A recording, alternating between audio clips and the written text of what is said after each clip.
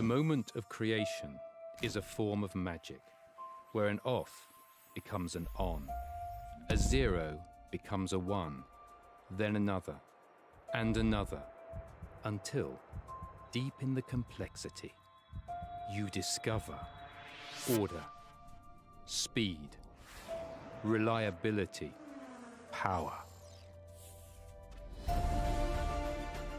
Experience the WD BLACK NVMe SSD.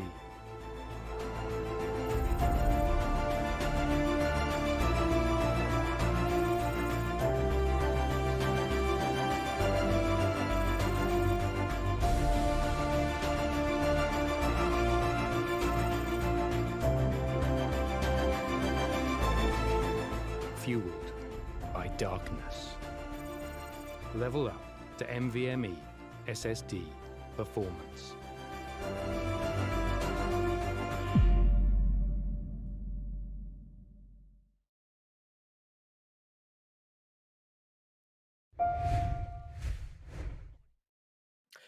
Ladies and gentlemen, boys and girls, and my dear fellow gamers, welcome to the WD BLACK, the Esports Club Pro League for Rainbow Six Siege, supported by Ubisoft and in association with AFK Gaming. I'm your host, Balu Boomernath, with my co-caster Foxtrot and our admin Eisen, as we are here for Season 3, Division 2, Day 3. Starting off with the first match, we have Monka S going up against Mischief Gaming on map Oregon. Monka S will be the one on attack. And Foxy, it's been a long time. How are you doing, man? That Foxy was very intimidating, Baba Gusta. I've got to give you that. Or should I call you Bablu Boomernath? Wait, what was that again? Balu Boomernath. Balu Boomernath. All right, that was quite the revamp that we're getting to see. After Baba was down with the flu, now he's back and he's had a little bit of a name change, looks like it. But we'll have a little more conversation on that later. We'll be heading into the match right now, people. That's right, we'll be heading into Oregon. Monka S versus Mischief Gaming. Both of these amazing teams. We've seen them come out to this league previously as well. Very good contenders in the Division 1. So they've been at the top of the table. They know exactly what's up, and it definitely will be a very good match to witness. And we are coming back to the very old Oregon as well. So yeah, I think it's no surprise that we are getting to see Oregon, but quite interestingly, so I'm getting to see a Nomad band come out after quite a while.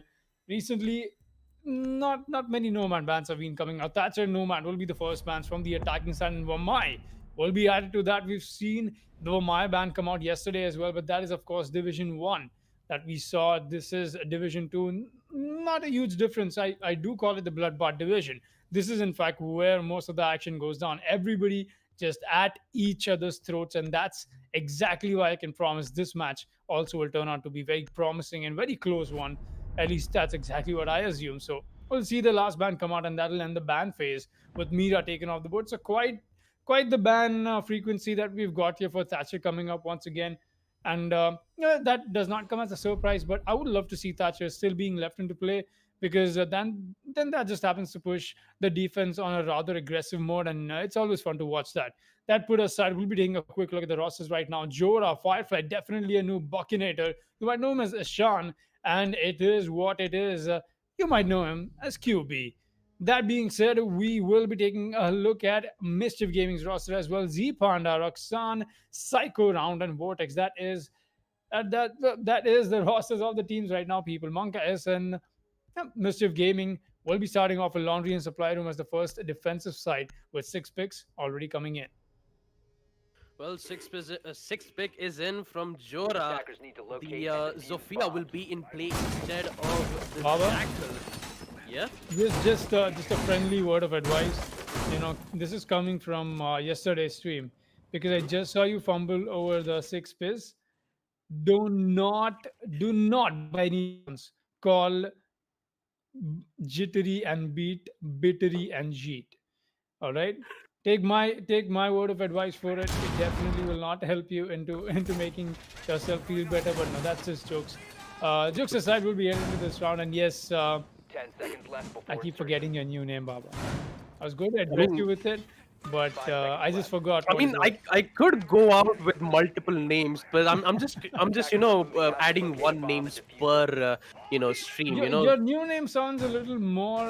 It gives a very circusy vibe to it, like a magician sort Yeah, stuff. yeah. I mean, Balu Boomerna, the man who's been too Yeah. old to talk about it. Oh boy, Mm-hmm. that is quite the name, honestly. Yeah. I mean, Might as well make a movie about it. yeah, who knows? Well, let's just focus on the round for now. First round, basement laundry room. We do see some good lines of sight being made from the mute, aka Psycho, from Mischief Gaming. A really good angle towards the VIP, and actually not from the VIP, it is from the master bedroom towards the stairs. Round with the deployable shield and the barbed wire towards the blue bunker, making sure the push will come in, and it's going to be Vertex with that beautiful run out, eliminating QB already. The man with the highest fragging capabilities from Monka S will unfortunately be eliminated. 4v5, Monka S already in a deep trouble because they've lost one of their teams, and that too, it is an Ash, where I do have to apologize for that. There's a total of 3 breaching charges will be destroyed. Definitely Noob, definitely not wasting any time at all. Whips out his breaching torch. Whips out his breaching torch to open up the wall on the basement laundry. Vortex still on towards the room, and they have good amount of time for Monka as to at least push on towards the side. Definitely, just for now, he's just going to make lines of sight towards the freezer. He's just waiting for Firefly to open up the hatch towards on meeting so that he can be able to make a play. A lot of times being wasted. Jora, he's just trying to figure out a way here, as a total of 2 nades actually. One with the frag grenade and another with a flashbang will be thrown to try to exhaust the ADS, followed up with the frag grenade. Unfortunately, he's not going to be able to find anyone just yet. As we reach to the 1 minute mark and the bodies start to drop as Firefly claims the life of Roxanne. We've still got that bloodbath coming up, a 4 versus 4, and we've already got Buccaneer pushing in, but where is this pre-fire coming in from? That's from Z Panda. He was right around the corner. He got the first frag. Does he find the second? No, that's a quick refrag right back from the Maverick. He's going to make sure he keeps things in his control, and this is back to a 3 versus 3, and we are right now trading for heads and looking to see who falls first. 30 seconds and 3 bodies to find for both the sides. In fact, right now it's definitely going to come down to the wire. It's going to be a very heated moment for the attackers as well. You look at that Firefly out of desperation, that Selma Breach coming out very late, and he'll make sure he gets a frag as well. Vortex, meanwhile, with the double kill. He'll be the only one left remaining as well, but he'll get shut down from definitely a noob, as that'll be Monka S with the first round on board. Vortex trying to attempt that clutch, but just that position and lack of information not being able to put him in that rather advantageous spot. That being said, we'll be taking a quick look at that in the instant replay as we are headed to round 2.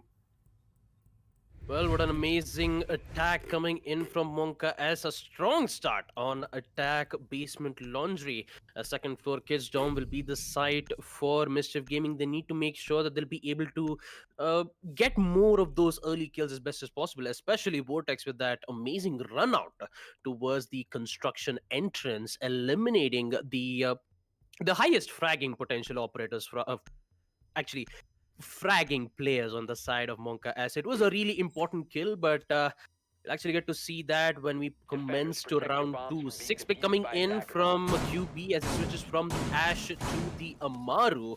This is going to be a very interesting one. You do see, QB playing as the Amaru most of the time. He always gets those 2 to 3 early kills, and most probably we might be able to see some early aggression coming in from Monka S, especially from QP. Although they do need some information to exactly know what kind of positionings that they're playing with. First things first, you need to check out what kind of positions that the roamers are playing with so that they'll be able to eliminate them as soon as possible, so that the attackers can do their work using their hard breaching capabilities to open up the walls at least towards on attic or on the kids, actually from the games room, so they'll be able to push towards the side and go for the plant. We'll be able to find out in the action phase where the Amaru is prepped and ready. She do have to wait for a total of 5 to 6 seconds for the gadget to be prepped and ready, and looks like she is off towards on second. Actually, she's actually from the roof.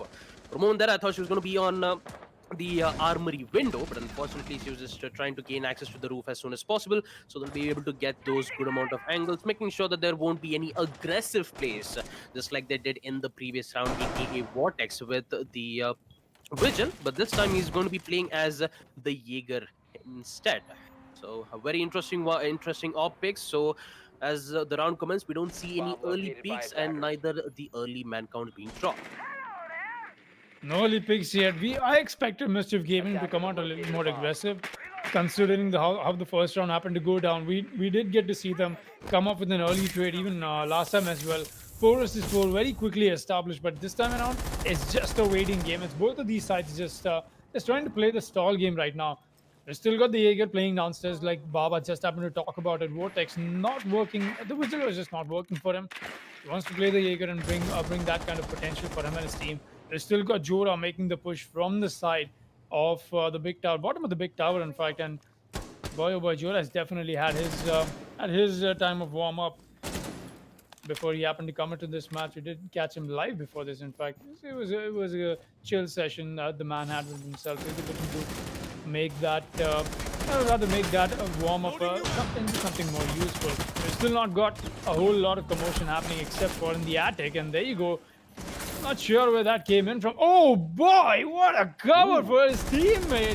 QB caught up in a bad position. The C4 thrown right in his face, and there was the Maverick who made sure he got that C4 mid-air. That was really well done from Monka. That does happen to show the amount of trust and experience they have. But that out of the way, meanwhile, we did get to see some kills come out. Psycho made sure she got one as well. Z-Panda, Psycho, and Ron are the only ones surviving from the side of the defense right now. It's a 3 versus 4, and the man deficit right now is on the side of the defense. Round not the best of plays on. No, in fact, that is. He's going to be able to walk away with that, and that'll be QB to take the fall. We've still got a 3 versus 3 established. Anything could happen in the last 30 seconds. It's once again a stare down into the last round that we just got to see. The Smoke Babes coming out to be such a potent denial for map control for the side of the attack right now. But looks like Buckinator is just going to choose to make that push anyway. That'll be the Twitch. But meanwhile, the white stays push from Jora is into the play as well. Psycho is watching that angle. He's got to be very scared of this, but he won't be. She wins that fight, and Jora does walk away with the frag on the round though. But this peak might just win them the round of 1 versus 2. Z-Panda and Psycho just have to wait, and yes, they will. Mischief Gaming will be the ones to get round 2 on board for themselves, and that was a good round coming in for them. They needed this so direly, and they made sure they got that on board. 1-1 is going to be the score, and we'll be taking a quick look at that in the instant replay and heading onto round 3. Oh boy, what a 3K coming in from the Warden. Psycho making that plays, making sure that in the dying second of the round, they would at least get those beautiful executions just to make sure that Monka S wouldn't get into the site. Although they did had the control on towards the first floor, they didn't had enough amount of time to push in towards the site, and that led Monka S's downfall. Round 3 will commence. Basement Laundry will be the site. 6 becomes in from Z Panda as he switches from the Vigil to the Goyo. Total of 2 Vulcan shields. A total of 2 Vulcan shields, which would prove to be quite efficient when it comes to holding an angle and also denying any push coming in from the attackers. And also the Kaid's Electroclaw to make sure that the attackers would have a lot of difficulties in opening up any hatches towards on freezer, main entrance, or at the meeting hall. So the only thing is that the electricals can only be placed on 2 hatches, not on 3. So he just needs to make sure that he'll be able to defend some of the certain hatches, main possibly of the electrical hatch as well as the freezer hatch, so that they'll be able to win most of the gunfights, head on rather than engaging in a gunfight in a vertical line of sight. With that, action phase will proceed. Round will finish off his late adjustments by placing his barricade towards the freezer. Firefly with good drone works, especially Monka has some good drone placement right towards the prep phase. They have good information, and Mr. Gaming have absolutely no idea on what their drone placements are.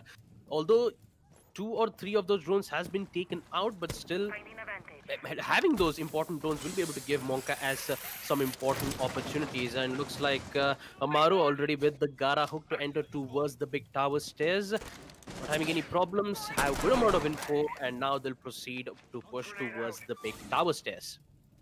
That's exactly where they're going to be pushing right now, but it's definitely going to come down to this Jora. He's caught up in a bad spot. That there's so many angles just exposed. He did not anticipate that, but he had to make that gamble. I get it. You have a minute and 50 remaining on the mark, and you've got to make sure the push has to come in at the right time. Somebody's got to take that first step. It'll be Jora, but he'll be shut down very quickly enough from the side of Mischief Gaming. We still have Firefly. We don't see him coming out with. Oh, actually, he'll be the first one to take that part along with QB. He's close to him. The Amaru is still trying to make this push from the backstairs. Meanwhile, the hatches will get opened up as well. Definitely a move on the Maverick play. He's going to bring that out. Z Panda starts off his. In fact, he's going to get the double this time around for Monka S to get shut down. QB will be the prey this time around. We still have Firefly, definitely a noob and Buckinator in the situation. Let's see what they happen to make out of a 3 versus 5. And look at that shot. What a beauty of a shot coming in from Firefly, expecting that peek from Vortex, reading into him like a book. This could still be a very viable, a very doable, and a very winnable situation for Monkas to walk away from. They've just got to get these picks and play for them. Going on the drone, that might just not be advised, and there you go. It is not caught off in that little animation between the drone and his gun. Will be him to get shut down. Definitely Noob does get refragged though, and here's the guy to get his own double. Raksan makes sure he gets the double for himself, and now he's out there looking for the triple. Firefly in a 1 versus 3, a possible clutch situation that he's looking for, but not the long angle is what he'll miss. Psycho will make sure she gets the frag, and Mischief Gaming will stay alive and kicking, putting the second round on board for themselves, and especially on a site like Laundry. A beautiful shot in that long hallway. We'll be taking a quick look at that in the instant replay, and we'll be headed to round 4. Well, you would not believe your eyes if 10 million fireflies lead up the wall as they fell asleep. Poor Firefly, he did make his amends. Unfortunately, with the MP5, it didn't work out well in his favor. But unfortunately, they still have much opportunities to go from as we proceed to round 4. First floor meeting hall will be the side 6 pick from Z Panda, a Frost pick coming in from the side of Mischief Gaming. An interesting set of operators that we do get to see. A trap operator, although it's very it's mainly used to the reason why they pick Frost is due to which he has the ITA secondary shotgun and the deployable shield, in which it is most probably very efficient for Frost mains out there. And knowing that secondary shotgun having a total of 70 damage, whereas the super shotgun has a total of 30 damage, in which the castle has. So who knows, maybe with that secondary shotgun, there might be a chance where Frost might be able to win those close range encounters. But who knows, we'll be able to see it in the action phase. But for now, we're just seeing Mischief Gaming finishing off their reinforcements, placing their utilities as best as possible, hiding their Frost mats to make sure that the attackers won't be able to detect it. And with that, action phase will proceed. First floor kitchen and dining room will be the site. Do see some heavy resistance towards the attic as the attic hatch has been opened to make sure that they'll be able to hold the meeting room with having that high ground potential. So the main objective for Monka S, it's pretty simple. They just have to get the control on attic, make lines of sight, actually vertical lines of sight towards the second floor kids, in which they do need to get control on. They still have you still have Vortex still holding on towards that specific location. Although I believe there was Psycho who is still holding on towards the attic to provide some cover, just to make sure if one of the players on the side of Monkas do gets their one kill, they'll be able to immediately refrag and make sure that they'll be able to get the control. The only problem is who's going to get that first frag. It's going to be that big question. The Dronauts will come in, revealing Vortex's location. He's going to fall back in a specific position here. A QB needs to be careful on that Vortex. Still contesting that exact location. Raksan will be able to get that beautiful shot, eliminating Firefly's Jora will be able to get that instant refrag. Ace Selma Breach charges unfortunately won't be available, but for now they still have to depend upon the Maverick to put P2 torches to hopefully open up any hatches or reinforcements. Well, first things first, Baba Gustav, I like to make myself believe that planet Earth moves slowly, and this round though has been quite quick. It was definitely coming out to a very unfortunate first pick, a smoke going down. You don't want your denial to get taken first and foremost. So round is he's good, just going to be sitting out for this match, and in fact there'll be somebody else sitting out. Jora gets found by Psycho, and a miscalculated jumping from Buccaneer is going to go down. Vortex with the double. Psycho adds up to it. Mischief game. Mischievous performance. What a cleanup just coming down to those last few seconds. I hopped onto the mic and they hopped on to their triggers. What a display of skill. We just got to see 4 kills come out just back to back, and a quick round conversion for Mischief Gaming to just walk away with. And yeah, we'll be taking a quick look at that in the instant replay and heading on to round 5. Kids dorms and kids main hall is going to be the site. Definitely, I've got to point this out. Monka is looking a little. I would not say weak, but definitely they're stumbling upon themselves or trying to break through this attack. But it's okay. We haven't really seen a huge, I'd say a huge emphasis in terms of their attack rounds come out as well. Maybe that is something we'll get to see in this round and the next one, because what they want to do right now is try and walk away into halftime with the equalizer. Once they happen to be on defense, it's going to be a rather better position for them just to take advantage of. And we've seen this come out yesterday as well, even in the Nautilus Esports match. So you talk about Oregon being a defender favored map, it definitely is. And why would you not take advantage of that? Speaking of which, we'll be headed into round 5 and prep phase is underway. Well, talking about the standings, both Monka S and Mischief Gaming have a total of 6 points.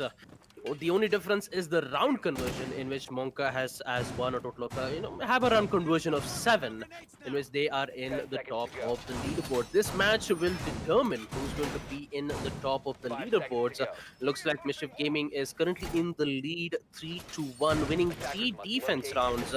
One on second floor kids, second on basement laundry, and the third on first floor meeting. Having that lead would give Mystic Gaming good amount of advantageous opportunities when they will be in the second half. But for now, they just need to focus on the task at hand, in which would be defending the site on second floor kids. And talking about it, it will be a very difficult task for Monka S, knowing that they did not, however, succeed in attacking that specific round, because, I mean, they did, however, eliminated those roamers, but unfortunately, they did not get the control on towards the side. Talking about it, Z Panda will be the one to get his first frag, eliminating QB right off the bat, and Firefly responds his statement back, eliminating Vortex. 4v4, man count is equalized, and yet again, Monka S have eliminated 1 or 2 of the roamers. The only problem yet again is getting the control towards the site. That's exactly what they'll have to look out for right now. Getting the control on site. You're already getting to see the attic breach coming in from the ace. And there's 2 attackers, in fact, a pair of them, all the way on the side of the towers. We've still not gotten to see the push happen from Monka S, but they've been a little more methodical than we get to see from them come out in the previous rounds. Previous rounds, we got to see so many early kills come out, and this time around as well, QB and Vortex, both of them do happen to be players that just cannot rest themselves. They do occasionally find themselves in odd positions, and they'll be the first one to get taken down. A 4-4 we find ourselves in once again. It has been the trend. You see an early kill come out from both the sides of this team, and then it's just a stall out on who happens to win the gunfights towards the end of the round. So far, it's been Monka S, or rather like Mischief Gaming, who've been better at it. We haven't seen Monka S come out with their own set of rounds, but hey, just from the way Mischief Gaming has been playing so far, Psycho has had such an amazing match today until she got down just a second ago. We did get to see the Warden getting taken down. Not out yet. A possible revive could be into play, but no, the drone is what is going to get taken away. And there you go. The nades are coming in. The conversion will be in as well. That's just the greed of the kill. Or no, is it not? That kill is going to go for Jora, as he'll be trying to find more. They pushed on the side successfully. Definitely a new price to add up to that. Destruction Buckinator is here to add up to that once more. Round, the last one remaining. Jora flexes on it, misses everything, and Eisen catches that on cam. We'll be headed to round 6 rather, as round 5 does go to Monka S. It's quite the clip. Definitely going to tag Jora after this on that. But hey, that was a beautiful Beautiful spray from the SMG-11. Happens to the best of us. It's okay. Koi baat nahi. Well, we did take a quick look at that in the instant replay as well. Always, never fail to embarrass our players. But going ahead on to round six, quite the spray that we happen to see. Will be back on the kids' dorms and dorms main hall. And hey, like I said, Monka is bringing in very expected plays. Uh, Not in terms of how they happen to make the push. No, in terms of how they want to take advantage of this map, definitely very expected. They want to see this a 3-3 walk away into halftime, and yeah, that's very obvious, right? You want to win this match, you want to push for that scoreline. So 3-3 is going to be that I would say desired outlook for Monka S. Mischief Gaming. Though they've been able to put up a good fight, but last two rounds have been a little, just a little too much of that reliability, just not able to cut through what they've been trying to figure out between themselves. It's come out to that collapse for them. Let's see if Monkas is still able to convert few more rounds or not. Well, we headed to round six, and Baba Gusta, take it away. Well, we are about to reach at the end of first half, round 6, where Mischief Gaming with their last line of defense will be on second floor kids. Getting that lead would be a very important one so that they'll be able to go, get those good amount of win towards on attack. Let's see some spawn peek coming in from Vortex towards the admin win, actually from the armory window. Fortunately, he won't be able to eliminate one nor deal damage to the opposition, so he is forced to fall back. Zpanda with some incredible angle right towards the trophy from the armory window to make sure that he'll be able to eliminate one of the attackers repelling in, and they will be in for a surprise. Talking about Firefly is currently in the window with the shock drones. Giving not only just information but also denying any utilities being placed, aka the ADSs, in which proves to be quite efficient here. Eliminating the ADS will be able to give the attackers like Iana or Maverick to use their frag grenades to eliminate the players who are holding that specific position. Still have 2 minutes left. They did, however, open up the walls to make sure that they'll be able to go for that execute.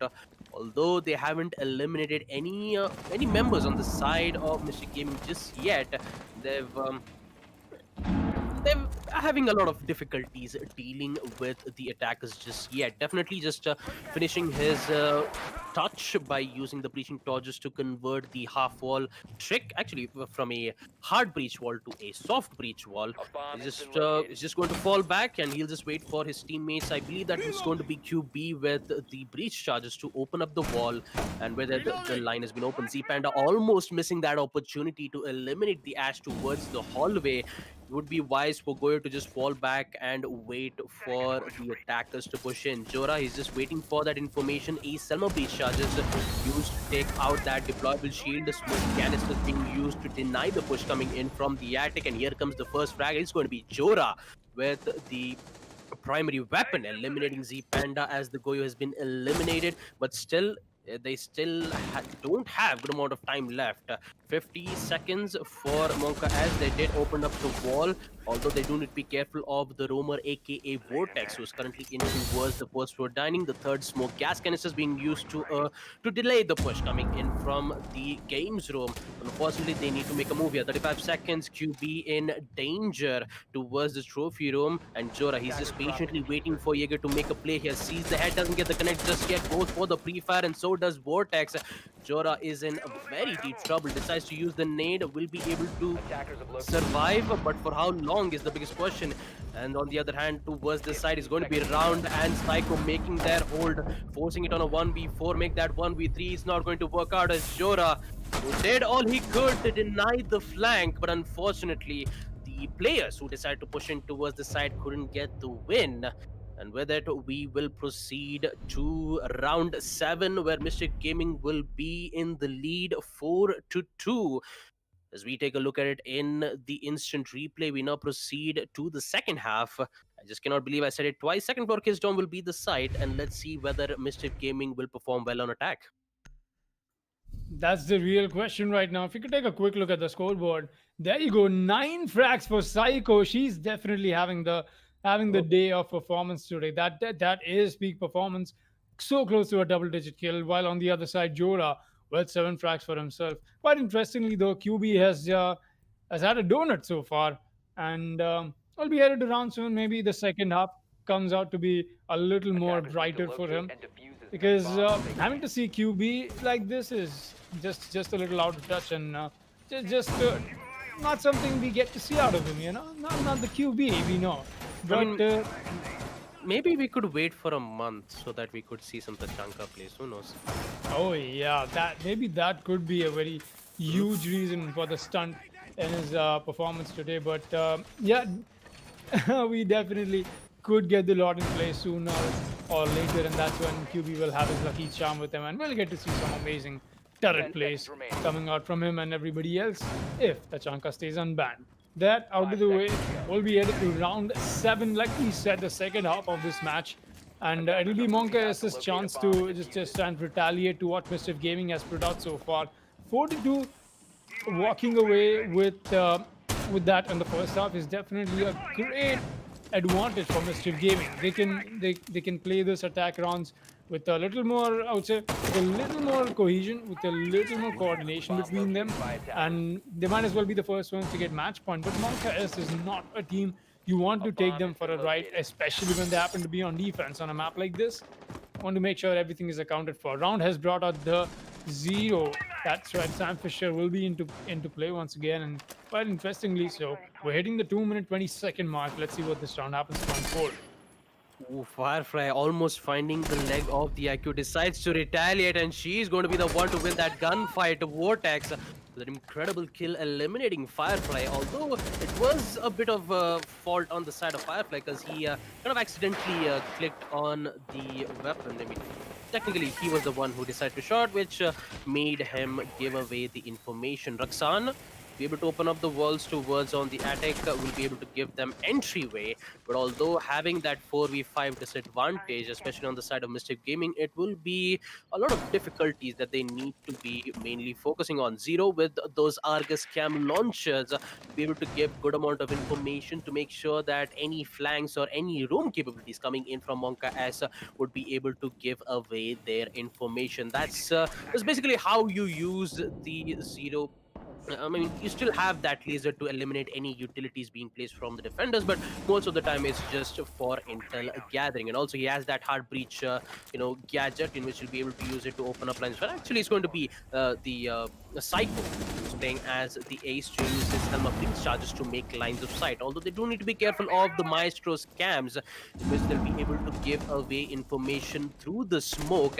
And if they do decide to go for the plant, be able to Monkas will be able to deny it instantly. Although the push coming in from Mischief Gaming won't be a very split push. You still see the white stairs being held out from the Jaeger, and it's going to be a full frontal push towards the attic, and the trophy room push will come in from around as the last Helm of Breach charge will be used. Free fire from the SC2000 unfortunately wouldn't work out, as Jora is still waiting with the SMG-11. Call comes in from the KB, revealing every single information towards the defenders. An ill-advised push from Zero as he goes down, and so does Round with 2 kills.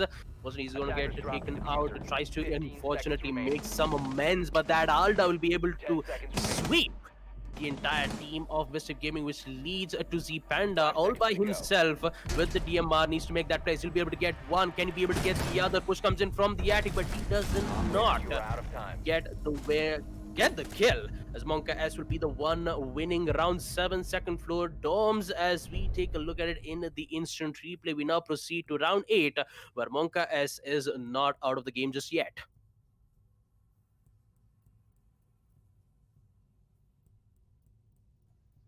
That's right, Monka is still alive and kicking. And like I said, they're looking to see this defensive half into making this comeback and making sure that they get the match point for themselves and not let Mischief Gaming take that advantage. We'll be able to round 8, and once again, Vortex this time around, he'll be bringing out the Zofia and not the IQ. Gridlock from round, and maybe Zero is just not working out for them. Laundry and supply room is going to be the side. They'll be expecting this coming out of this from the side of the defense. That is, of course, Monka S. You happen to win on Kids Domes. It's very obvious that the next side will most probably be Laundry. So that change in the operators could most definitely be for the site-specific change as well. Not just that it is not working coming down to the last round.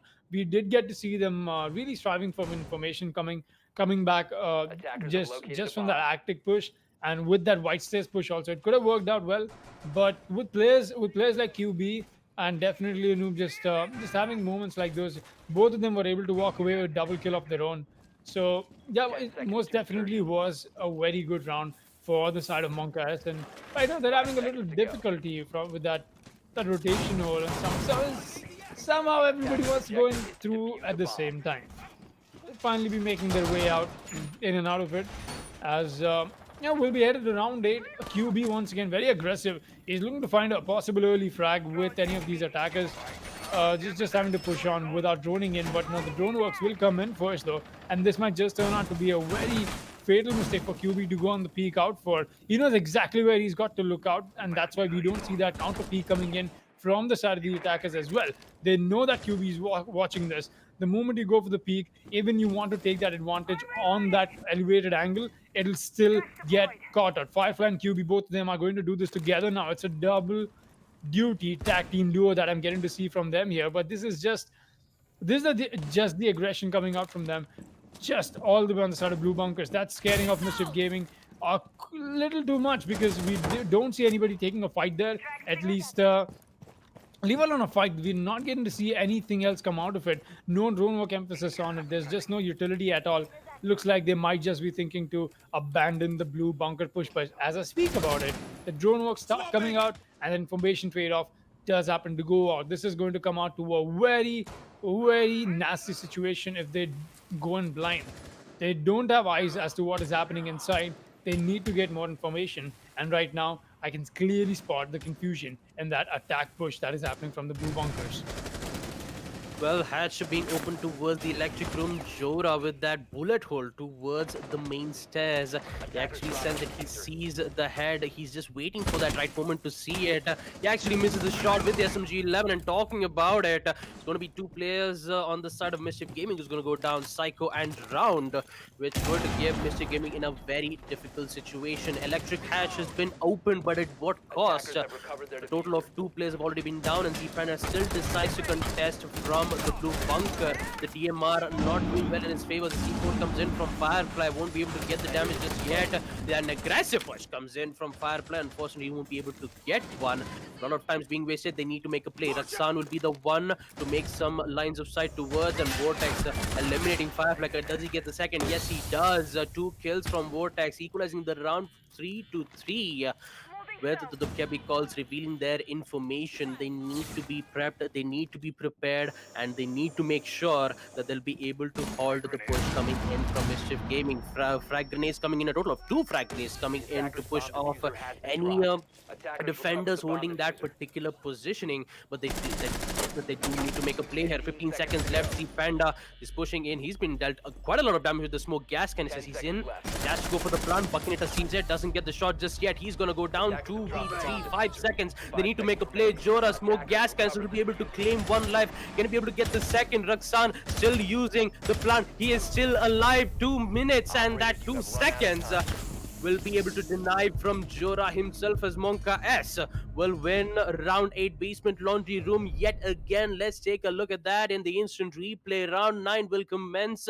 4-4 is the score line, and Monka S with having a lot of problems dealing in the first half, they are definitely back in the second half, winning 2 rounds of defense. Second floor kids and basement laundry, they are now going to first floor meeting hall with an interesting op picks coming in from definitely in Firefly, Pulse and Ella. Will it be the 6th pick? We are about to find out in the 6th pick timer, but unfortunately they won't be able to pick, they won't be able to go. Yeah, there you go. 6th pick coming in from Firefly as it switches from the Pulse to the Kaid. Please be Kaid. Thank you. There we go. The 6th pick will come in onto the Kai. That will be headed to the next round, and more importantly, that last round we've got to talk about it. Jora coming in with the diffuser denial twice, not just once. He came in with the smoke canister first, and then came in with the denial on the second one, with the shotgun as well. Just going around the solar pillar, knowing that the angle from the figure is being watched. That's why he had to go for that full rotate, and he made that possible. That was a really good move by Jora honestly just happening to carry that round all by himself, because who knows how the round would have gone forward if the plan would have been stuck. 10 seconds to insertion. Stopping them dead in their tracks is what I like to call it, and that's exactly what we got to 5 see seconds to from insertion. Monka S. They'll stop Mischief Gaming from taking any more advantage. The equalizer Attackers does come in. locate and 4-4 defuse the is the bomb. scoreline right now, and anybody could be going to match point. Anybody's match point, that is. Of course, I'm not sure what I just happened to speak, but yeah, we'll be headed to round 9 with 4-4 equalized scoreline, and this is of course coming out to be the quite the interesting match, because we've not seen Monka S being able to pick up the space, at least on the first half. That was on the attacking side, and now coming back to defense, they've had better rounds. They're able to play for picks, and just the way it happens to be, there's so much going around. There's always that that trade-off potential that they've been offering for their team. Early map control into the side of garages this time around. Mind you, people, the site is going to be meeting in kitchen. So that means this garage control makes so much more sense as to how we are seeing Mischief Gaming approach this possible round of attack. Just from the looks of it, they've got everything under control. They have enough flank watch as well. There's enough information going around. Everything is being accounted for except for the push. And as I speak about it, the Dokubi phone calls will come into play. Firefly, his phone is ringing and his heart will stop beating. Vortex will make sure he gets the headshot. He's still trying to find more. Vortex has lost a lot of HP in that gunfight, though. He'll not be in the best position to pick another, but QB not trying to stop here. He's very resilient as to how he's approaching this. The Mavericks still attempting to go for this beach. Oh, he's gotten the bandit trick. This is going to be... Oh, he's gotten the mute jammer, excuse me. There's no bandit being played. But yeah, that is going to allow them to get the Selma breaches being done with so much more ease, and this is a very good push coming out from the side of Mischief Gaming. I haven't gotten to see this side of a push approach in a long time, coming back to a match of this region. And there we go. The Jaeger is going to take the fall as well. 2 quick kills. Roxanne will be the one to find that kill. They still don't know that Jora is playing in a very good and a very influential spot. A nade comes out, and this might just be the play. Oh, Jora walks away with that. Just having to miss that angle by a fraction, and just able to walk away alive from it. But Buckingham and definitely get their own kills as they're trying to shut down Mischief Gaming. They've come and with the flank from the bottom of the stairs. Roxanne makes sure he gets his own frag. That is just a refrag. Jora is still alive and kicking. He's trying to win the fight on the side, but this is too much for the side of Mischief Gaming right now. There's only 2 attackers left. They're trying to stay alive as best as they can from what situation the defenders have put them into. 30 seconds left, and Roxanne has to make the push. He knows this, but he's also expecting a defender coming up. Jora adds up to that. It's all on to Roxanne alone. He's finally going to spot the Ella, but that's a little too late. Does he know where Jora is? Yes, he does. Roxanne on the triple. He's got the diffuser now, and he could go for a potential plant. I think the defender knows this. That's right, definitely a noob closing in on him. This is going to come out close, and he'll win that fight. Expecting it, the Scorpion. You don't win it. Definitely a noob. He wins this. He gets the clutch for his team. Monka S will be the one to still be proceeding further with successive rounds and consecutive rounds of victory coming their way. It's been an amazing set of a few rounds in the second half for Monka S. They'll be taking advantage, a very good one, as they stay 1 round away from match point as we proceed to round 10. I do have to appreciate Round and Roxanne comboing it both with the gridlock track stringers and the frag grenade. The track stringers, just to make sure that if there is a defender who is currently holding at a particular corner, he would be forced to sprint, in which the track stringers will deny him from sprinting and also deal good amount of damage, followed up with the frag grenades to have a higher chances of getting that nade kill. Fortunately, that nade kill didn't work out well, as Jora barely survives at the meeting room, which in fact the SMG-11 did work out well in his favor, getting those 2 important kills, and gave definitely a noob a win on that 1v1 gunfight. The Scorpio, is it the Scorpio or the Scorpion? The Scorpio Evo. I think it's the Scorpion, because Scorpio. I think Scorpio does happen to be a name of a gun in a different title of a game. I think that's why you're confused, or maybe you just love Indian politicians' cars. I mean, to be honest, I mean, there's a lot of characters by the name Scorpion. Oh yeah, Yeah. yeah. I mean, one of the guy who says, "Get over here!" That specific character, and there's other one characters. So maybe you get confused by those. Isn't And that from Mortal Kombat? Mhm. No, that's a good one. Scorpion definitely. I think he's the most liked character. But I was actually talking about this yesterday, Baba Gusta. How actually this is somehow funny why we're bringing this up, because I happen to talk about this Jittery. If he was Sub-Zero, then Bittery would be Noob Saibot. So yeah, this is something that we just happened to talk with Blackjack, but totally out of context, people. You don't need to bang your heads over it. Meanwhile, Zofia, wait a minute, Vortex and the Jaeger, both of them, in fact, QB and Vortex, neither of them were able to do more than just a few bullets of damage. That is it.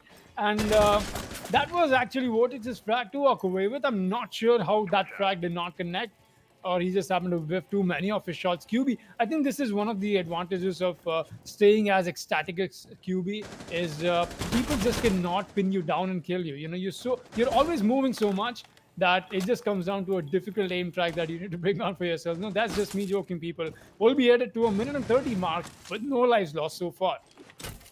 I mean, maybe they got confused because we were talking too much about the Scorpion conversation. But for now, I mean, no bodies have been dropped just yet. Monka S, they still making lines of sight. Vortex still tries to get some kills right from below, but unfortunately he's going to go down. And QB is having a lot of difficulties trying to take out the Zofia. She still has that withstand ability to get her back, but Psycho actually gets a kill to eliminate Jaeger. What is going on? I mean, the Zofia was just down. QB was trying to eliminate the Zofia right from below, and suddenly, it just went Uno reverse here, ladies and gentlemen. 4v5, Mischief Gaming. They haven't lost a single man count just yet. 50 seconds left. They need to make a push. They've opened up the walls. Now, the only thing that they have to do is either go for a smoke plant and win on post-plant situation here. Tokepi still has her calls, and round Will makes to eliminating one. Finds the second. Of course, he won't be able to get the second one, but it's going to be Raksan, who did pushed in entirely towards the second floor kids, eliminating one. Definitely a move with the Alta with that impressive run out.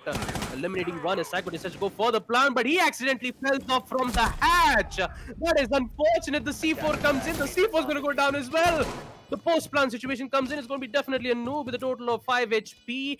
The Alda and a total of 2 Maestro's Evil Eye camps to give good amount of information. Monka S is in deep trouble as he needs to find out 4 players around here, and unfortunately he's going to be able to find none of them, as he found out with the SMG-12 will claim the life of the Maestro, giving them the win on second floor kids dorms. Let's take a look at that in the instant replay. Actually, we are not going to be able to see that in instant replay. That is quite sad, because who knows? I mean, to be honest, this round was so confusing. I think it has, maybe it has to do something about our Scorpio conversation. And I really think it was funny how that duel between QB and Vortex went down. It was really funny. The way the whole episode, it was like a tale of its own in that round. Honestly, Yeah, it was like, we could maybe make a spin-off series from it. No, yeah, maybe we could make a trailer right about now. Like 2-man tries to find one guy with a lot of battlefields, a lot of bullets, in a will city be able to get one. invaded by aliens, with more guns, with even more guns. And guess what? Let's name them Rainbow Six Siege. That's that came out to be very anticlimactic, but that's pretty much how our casting sessions are as well. So, well, that was pretty much what the last round was as well. Honestly, we came out to a nice equalizer from Mr. Gaming, but from the sort of Monka S. Quite the anticlimactic sequence from them. I saw them taking match point in the vision I had 10 seconds of my future, but no, that was not the case. They'll not be the ones taking the match point. We'll be headed to round 11. 5-5 is the scoreline. And Baba, please take it away. Well, action phase will proceed. No changes of operators coming in from both the teams. So they especially on the side of Monka S, maybe we might have been seeing some difficulties, especially from QB and Vortex. But hopefully this time we won't be able to see it. Hopefully we might be able to see some extreme, flicks and plays from both of them.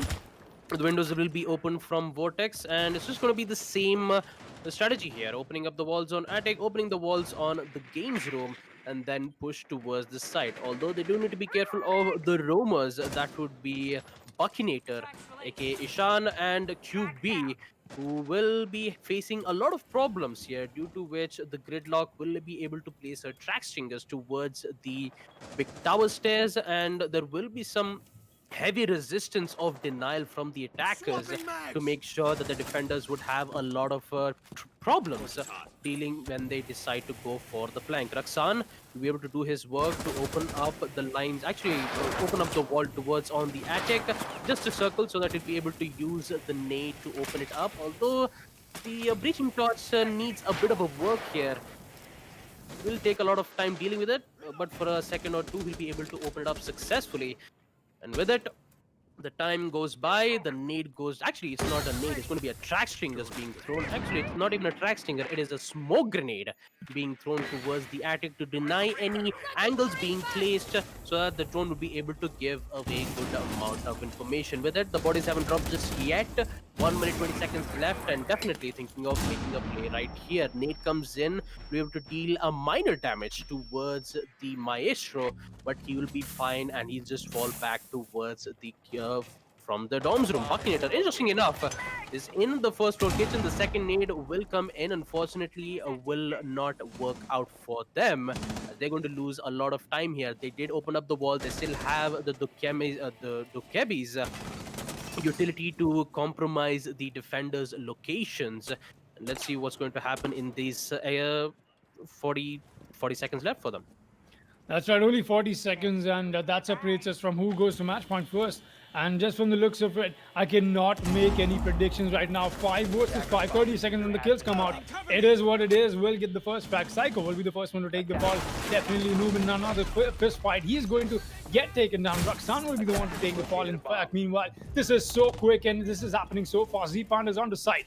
With the SMG-12, he's going to get the first frag in. Joda will be the one to take the fall. A 3 versus 3, and we're seeing C4s come out. Definitely Noob down then out. Vortex will take the fall as well. Firefly was there to act in onto that. Definitely Noob still bleeding out on the side. But here's a push-up from the gridlock. That'll get shut down by Firefly. The plan is being stuck now by the Dokubi. There's no time. There's the denial from Firefly. And what a performance. What a play. And what a display of skills from this man alone. Maybe this is the time to sing that song, Baba. Firefly with a beautiful performance coming in from round 11 is going to put Monka S on match point. I'm just trying to remember the second verse of Firefly, Foxy. It's been a long time, because I still remember when... Yeah, honestly, the second verse of Firefly starts with a foxtrot above my head. Yeah, foxtrot above my head, a sock hawk beneath my bed, I a cannot. disco ball that's just hanging by a thread. You actually remember that? Yeah, that's Wow. because that was the only song that I was listening to when we were back at the hostel. Do you remember that, Foxy?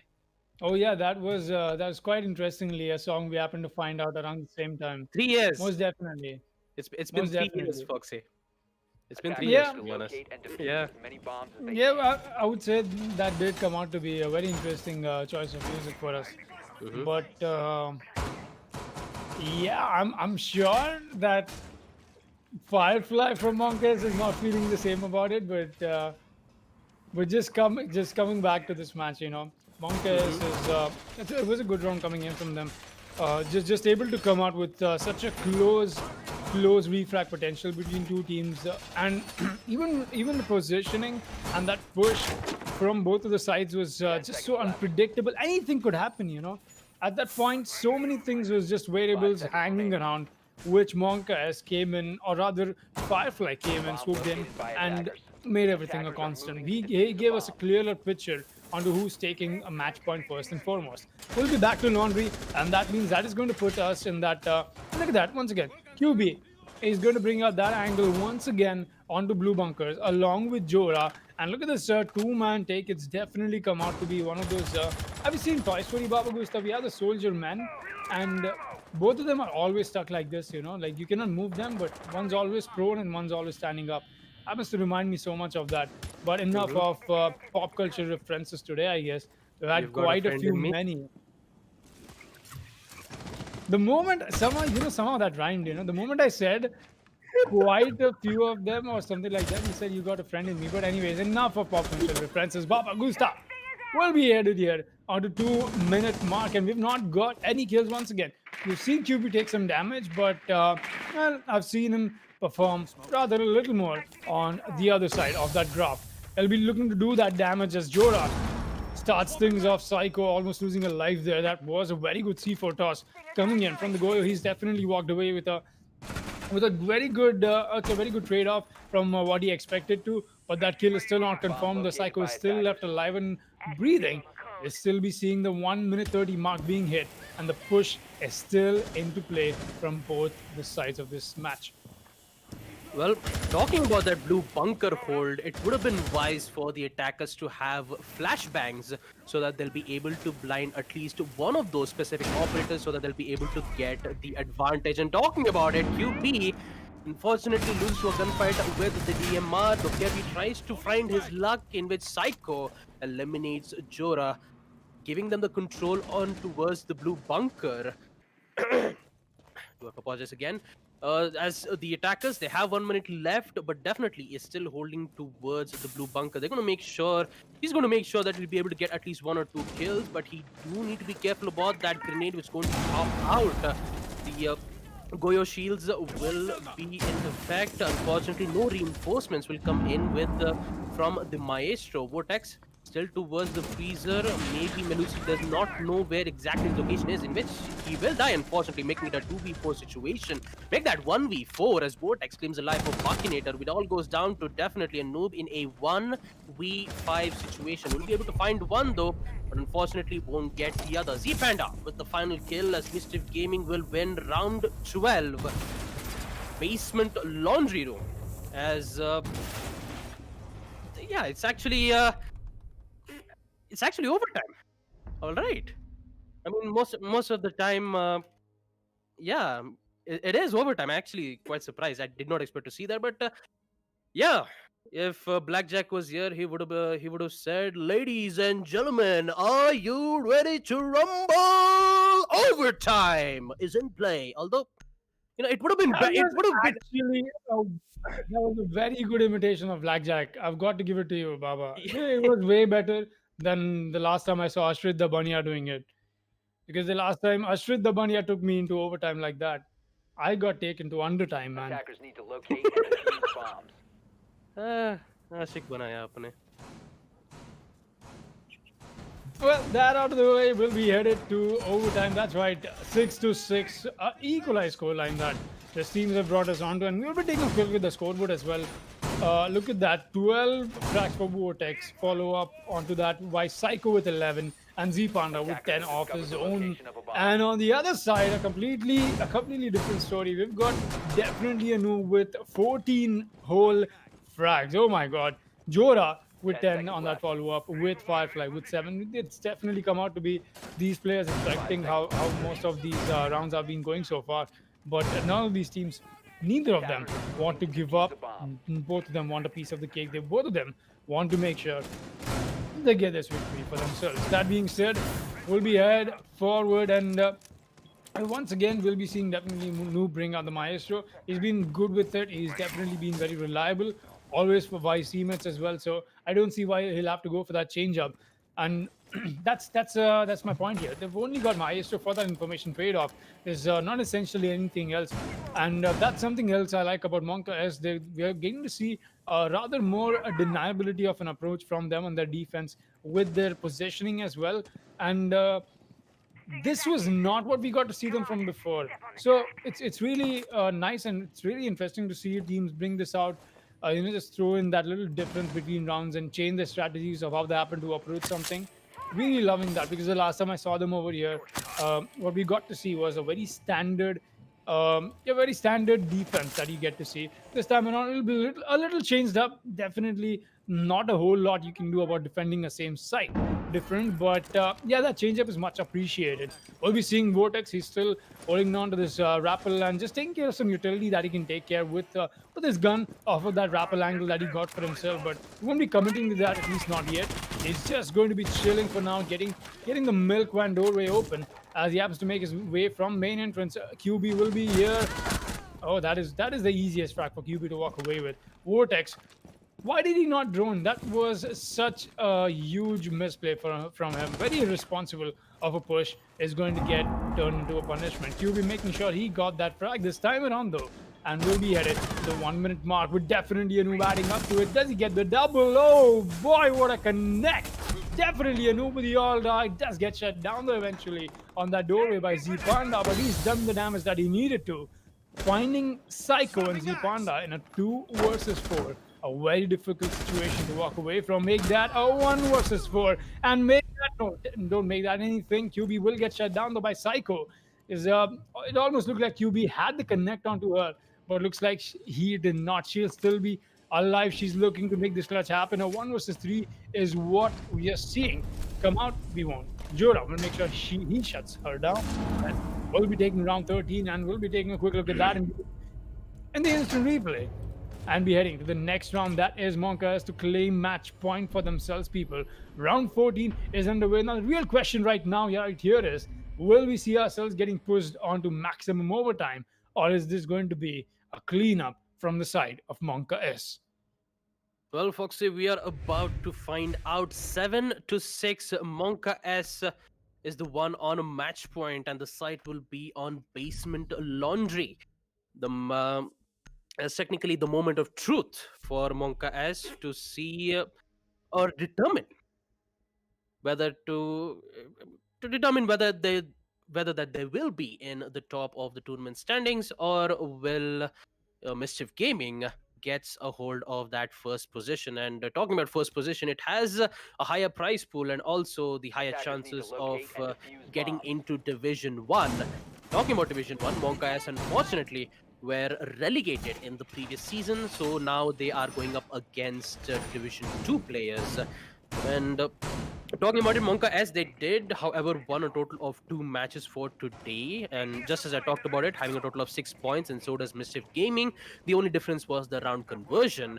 And this match will determine whether Monka S will stay in the lead, or will Mischief Gaming, steal that lead away. We're about to find out in round 14. Basement Laundry, interesting side picks, operator picks from the attackers, as we do see Jora and QB, the Iana and the Ash making those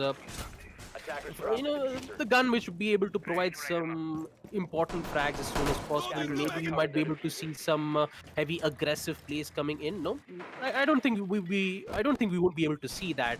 It's going to be a normal strategic play style around, opening up the hatches. Z-Panda thinking of going for a very risky spawn peek.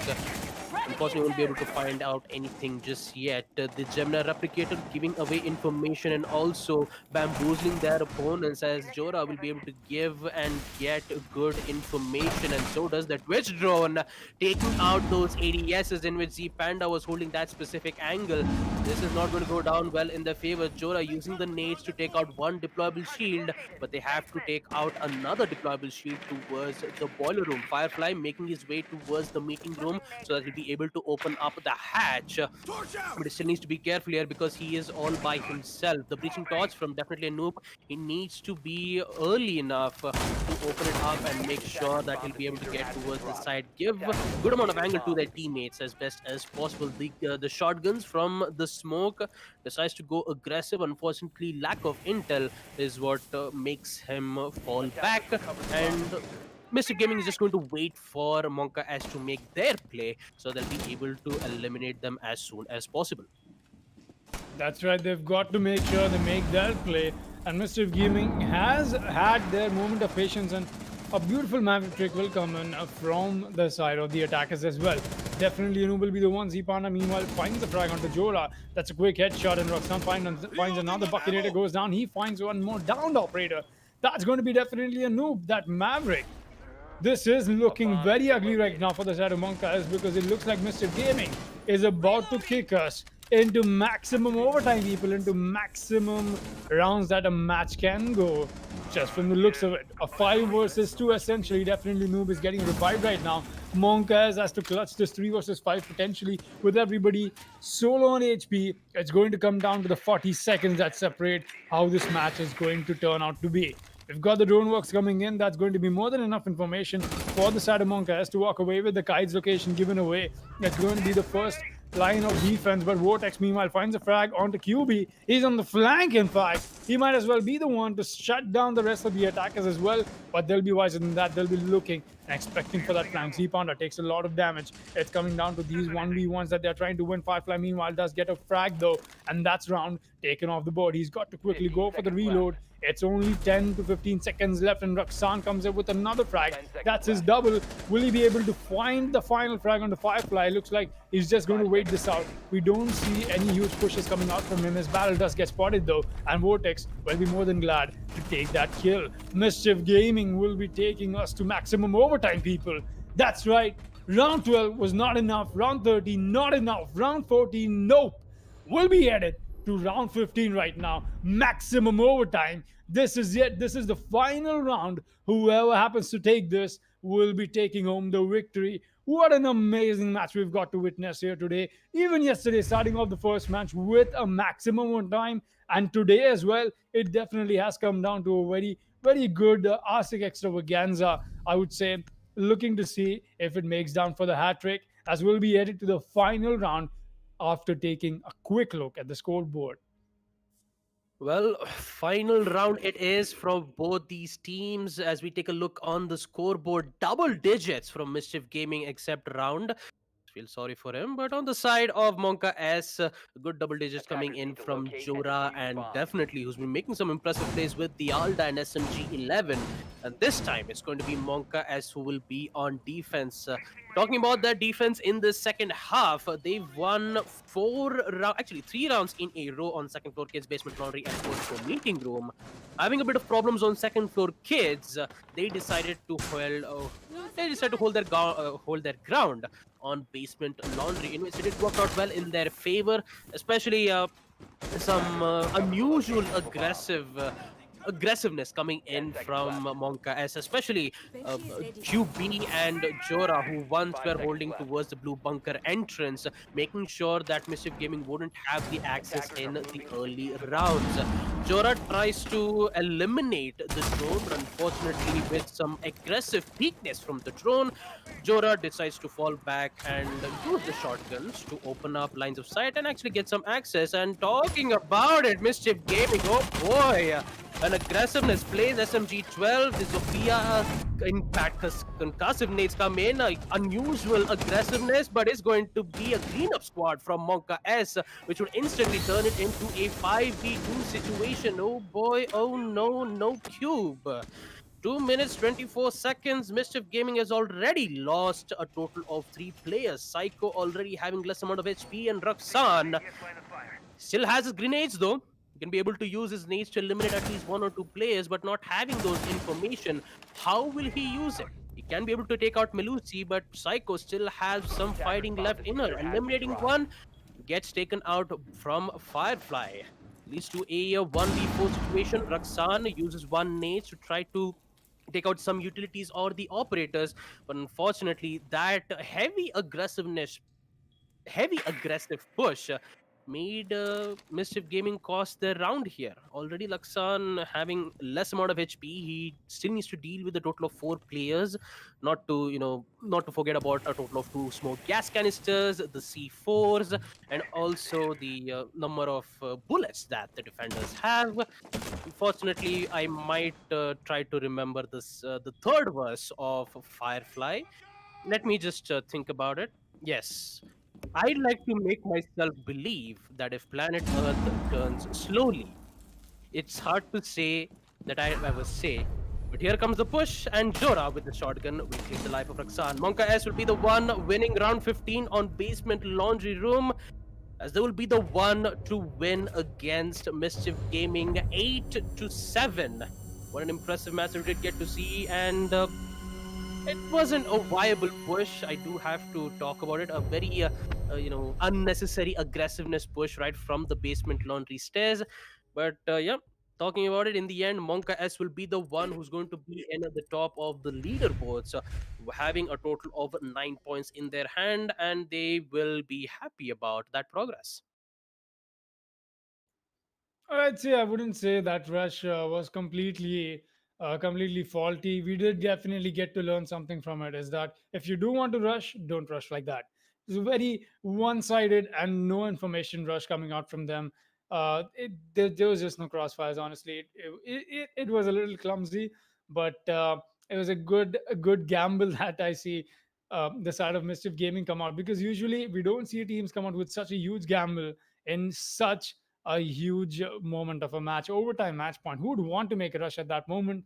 Looks like Mischief Gaming wanted to go for it, and quickly proved us as well why you should not be going for stuff like that. So that being said, we will quickly be going into reliving the moment. That's right, the highlights of this match. We'll be taking a quick look at that. It it did come down to a very long match once again. I've got to I've got to talk about it because even yesterday, starting the first match with it on maximum overtime, I could not have asked for a better series of matches to start off on. Division One, Division Two, all of these divisions just come out to be so close always. It's just out there. Everybody's looking for each other's throats. Like they want to keep this competition on point, and hey, that's exactly what we've gotten to see, the best of the competition of Rainbow Six Siege. Speaking of which, Monk, as they started off a little rusty, we did get to see Mischief Gaming able to take away some really good rounds out of their hands. But Monk, as were quick to realize about that as well. They made amends to what is going around with them, and they made sure that they try and shut down Mischief Gaming. But we did get to see, coming back to round three right now, as you happen to see on your screens, Raksan made a very impressive play with the Kai that he brought out. Getting the down as well was very necessary. Sleeving Firefly in a 1 versus 3. But hey, this is exactly where Baba Booster came up with the song. So yeah, a very good moment. I think we are in fact reliving the moments, right, Baba? Yeah, we are actually reliving the moments and talking about the first half, second half, and also the fun that we actually had in this first matchup. What an amazing match that we did get to see here, ladies and gentlemen. Monka S, even with them struggling in the first half, where Mischief Gaming did win a total of 4 attack rounds, making a huge mistake in the final round of Basement Laundry. Fortunately, didn't work out well in their favor. Mischief Gaming decided, you know what, let's just go for a heavy aggressive push. And unfortunately, didn't work out well for them. Monka S, a job well done for them, except for QB, because we did see him having a bit of a problem. Yeah, I mean, it is what it is. That's what the username says right over there. But most of the time, we did see QB losing some of the gunfights, winning not a lot, but it was Firefly who made those impressive clutches, who made those impressive plays. And also, I'm just not going to forget about Mischief Gaming too. We did see Mischief Game making some impressive plays, especially Round and Raksan with the combo of Gridlock's track stingers and the nade to get that perfect kill.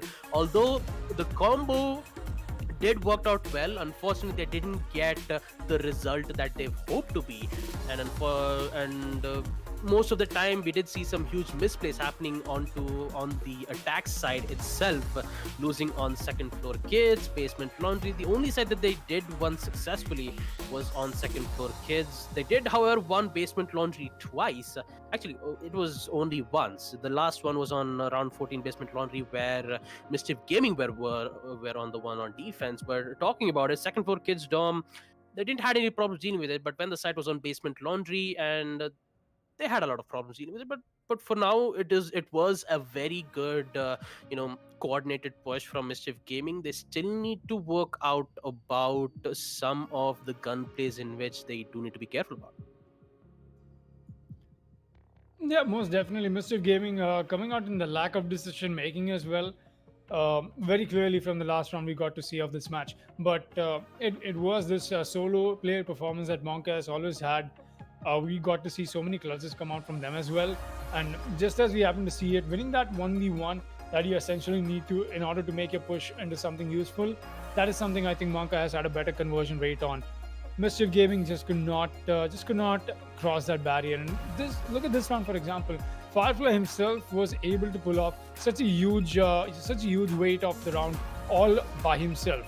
And that kind of stuff does come out not very often, and we love to see that. It was a good round for Monkai. They were the ones who wanted to make sure they try and get match point, but yeah, it was not enough. The overtime is where we got kicked on to.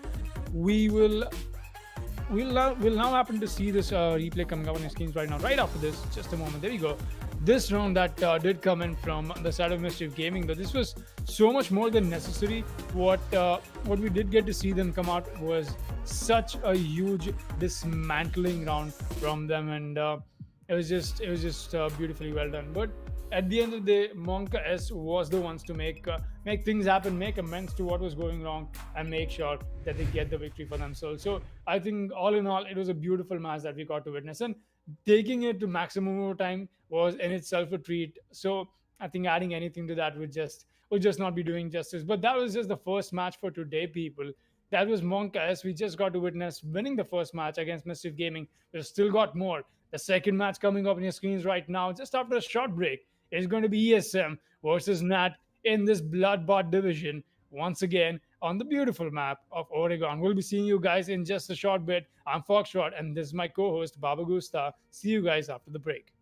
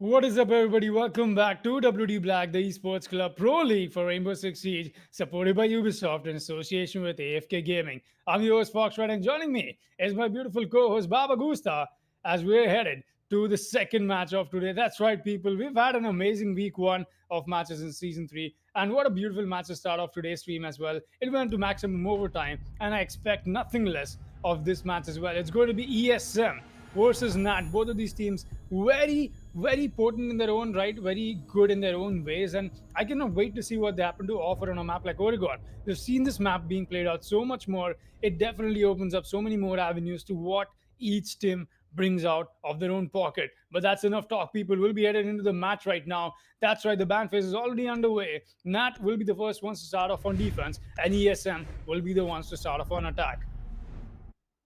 Heading towards the ban phase, we do see a Maverick ban coming in from Team Nat. I mean, knowing that Maverick is a hard breacher which has the ability to open up any walls without have to worry about any electroclaws or bandit charges, and also the mute jammers, he will be unfortunately be banned.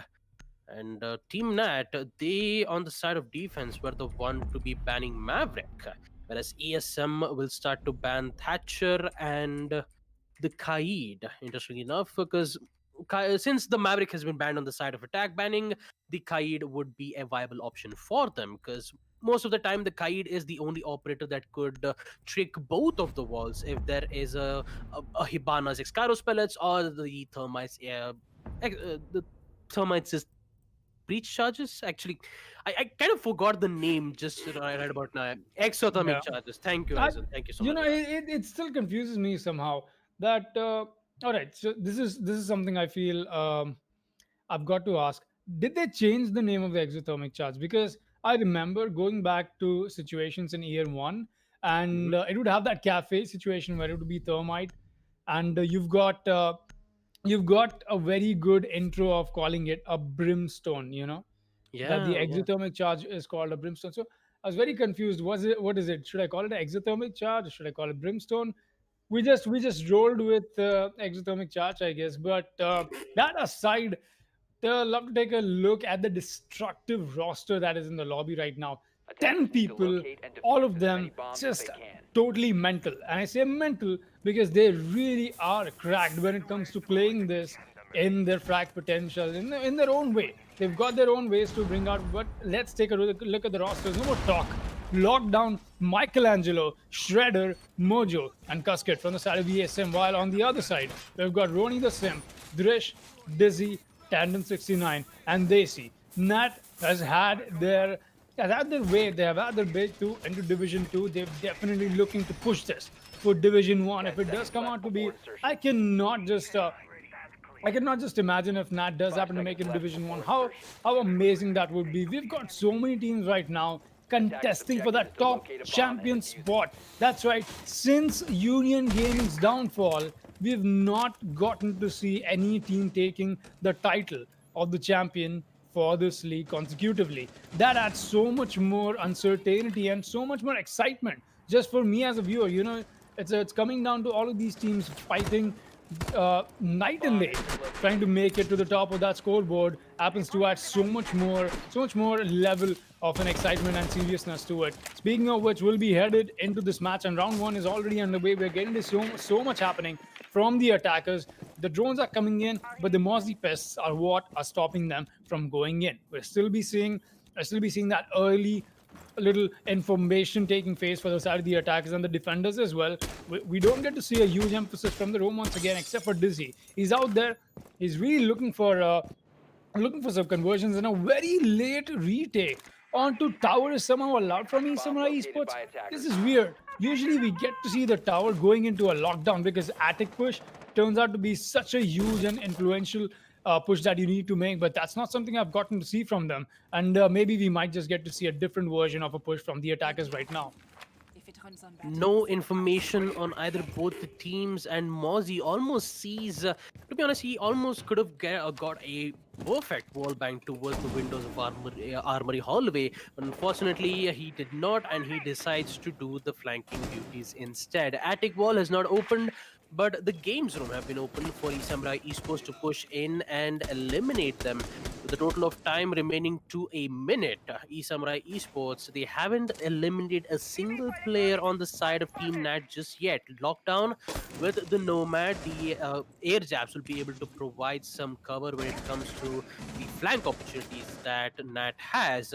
But currently, Mojo, he's just making sure that he'll be able to get the control on yellow, actually from the white stairs, so they'll be able to go for a split push and eliminate it. And looks like 10 on 69 tries to contest a player in the connector window, in which Shredder is going to win that gunfight, and so does Ronnie the Simp. Shredder will be able to refrag it out, making it a 4v3, make that 4v2 as Michelangelo gets one. DC, on the other hand, tries to make amends, eliminating Mojo, which leads to a 3v2 situation. DZ was already in the big towers. He needs to go for a flank. C4 comes in, fails the attempt. Post plant comes in. Another C4 from DZ will be able to claim the life of Lockdown. DZ thinking of going for a ridiculous run out in which he'll be able to find Shredder. No, looks like Shredder's going to win that gunfight. Triple kill for him, which goes down to Daisy in a 1v2 situation. Push to come in towards the trophy, and he's going to go down from none other than Michelangelo. eSamurai Esports winning round 1 on second floor kids dorms.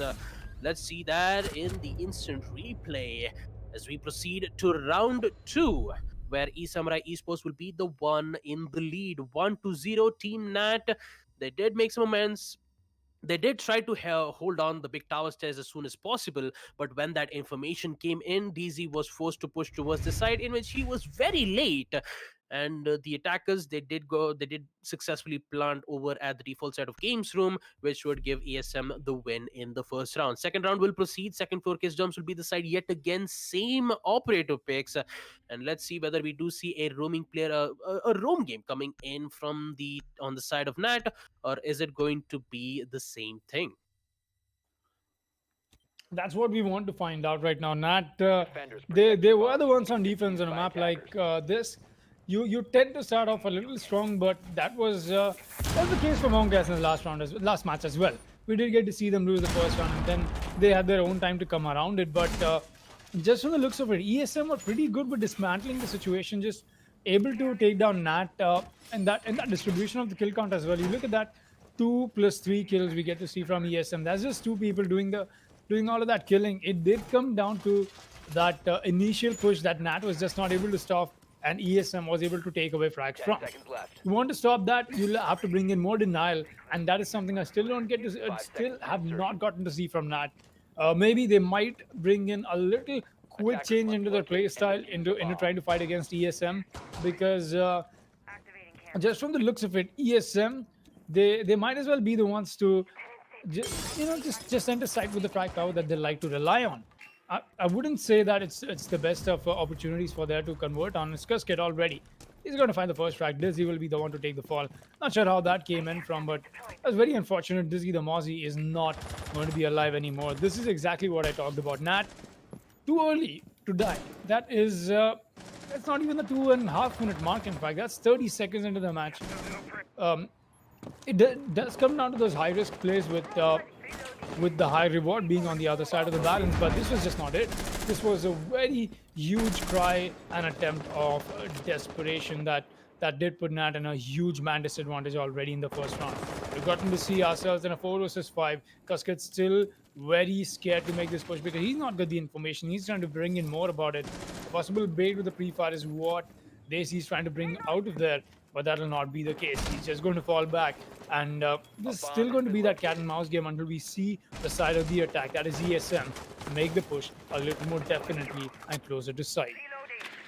C4's already been used from Nat, especially the Valkyrie, and also DZ, who still had that C4 eliminated early, is what Nat is going to be in a pretty much trouble. Although they do need to win in a matter of gunfights, in which DC is just patiently waiting for the IQ to make a play and maybe aggressively push in. And looks like Daisy will be the one to go aggressive, eliminating Mojo. But here comes the hard breach from the Ace, so making lines of sight towards the games room, and also an access in which the attackers will fully fledged pushing towards on second floor trophy. They haven't got access towards the attic. Drish is still pre-firing to make sure he'll be able to at least deal a good amount of damage towards the trophy, so that he'll be able to eliminate one of them as soon as possible. Lockdown apparently repelled in, holding an angle towards the second floor kids, in which the IQ lost that gunfight against the Valkyrie. As they're just wasting a lot of times here. ESM, they have absolutely no idea what to do. Time is ticking, 40 seconds. They still have those information towards their drones, in which has been taken out from the defenders. When it comes to the execution phase, ESM needs to get those kills, or else Team Nat will be able to eliminate Drish. Oh, I have absolutely zero idea on why he would be that aggressive towards on second floor trophy, as Michelangelo gets one kill. They see a really good long range eliminating one, and so does Tandon taking out a lockdown. Scared, unfortunately, he's the only operator left, as Gacy gets a triple kill. Plant comes in, gets one, eliminates the attic, but he still needs to find the one last player, and he's going to go down as well. Trish with the 4K, as Team Nat will be the one winning round 2 on second floor Kid Storms. Oh boy, what an interesting 4K coming in from DC as we proceed to round 3, where ESM is on a heat, as the site will be on Basement Laundry. Even though both of these teams made some similar mistakes, especially the Malusi, who unfortunately went full-on aggressive push towards on second floor trophy, which was a very unnecessary thing to do. So they don't have any information. All they had to do was to wait for the attackers to push in.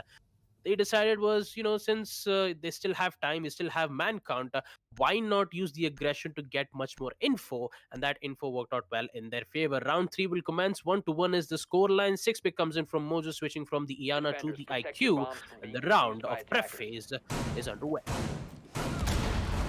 That's right, round 3 will be underway. We've gotten to see the side change with Nat getting their round on board with a beautiful finish up on that Deagle as well. We always love to see the Deagle out to play and bring out kills, but ESM, they had a good round. Honestly, it did not come down to the last mishaps that did not just go in their way. Nat was just a little more prepared, and that's what you expect out of a defensive team when it is a map like Oregon and a site like Kids Doms, excuse me there. And coming back to Laundry, ESM will be a little more prepared as to how they want to be approaching this. They are expecting the Laundry take after Nat has successfully defended the Kids Doms. Let's see what they bring out. We've still got Cuskid bring out the ace, and that's actually, we've got Michelangelo as well. That's 2 of the hard breaches that will be coming in from the side of ESM, the Hibana and the ace. That means they have more than enough hard breach to work with, but it might just not work out for them, just the way they happen to be playing this, because actually neither does Nat emphasize so much on entry denial. Look at the operators that have come out from him.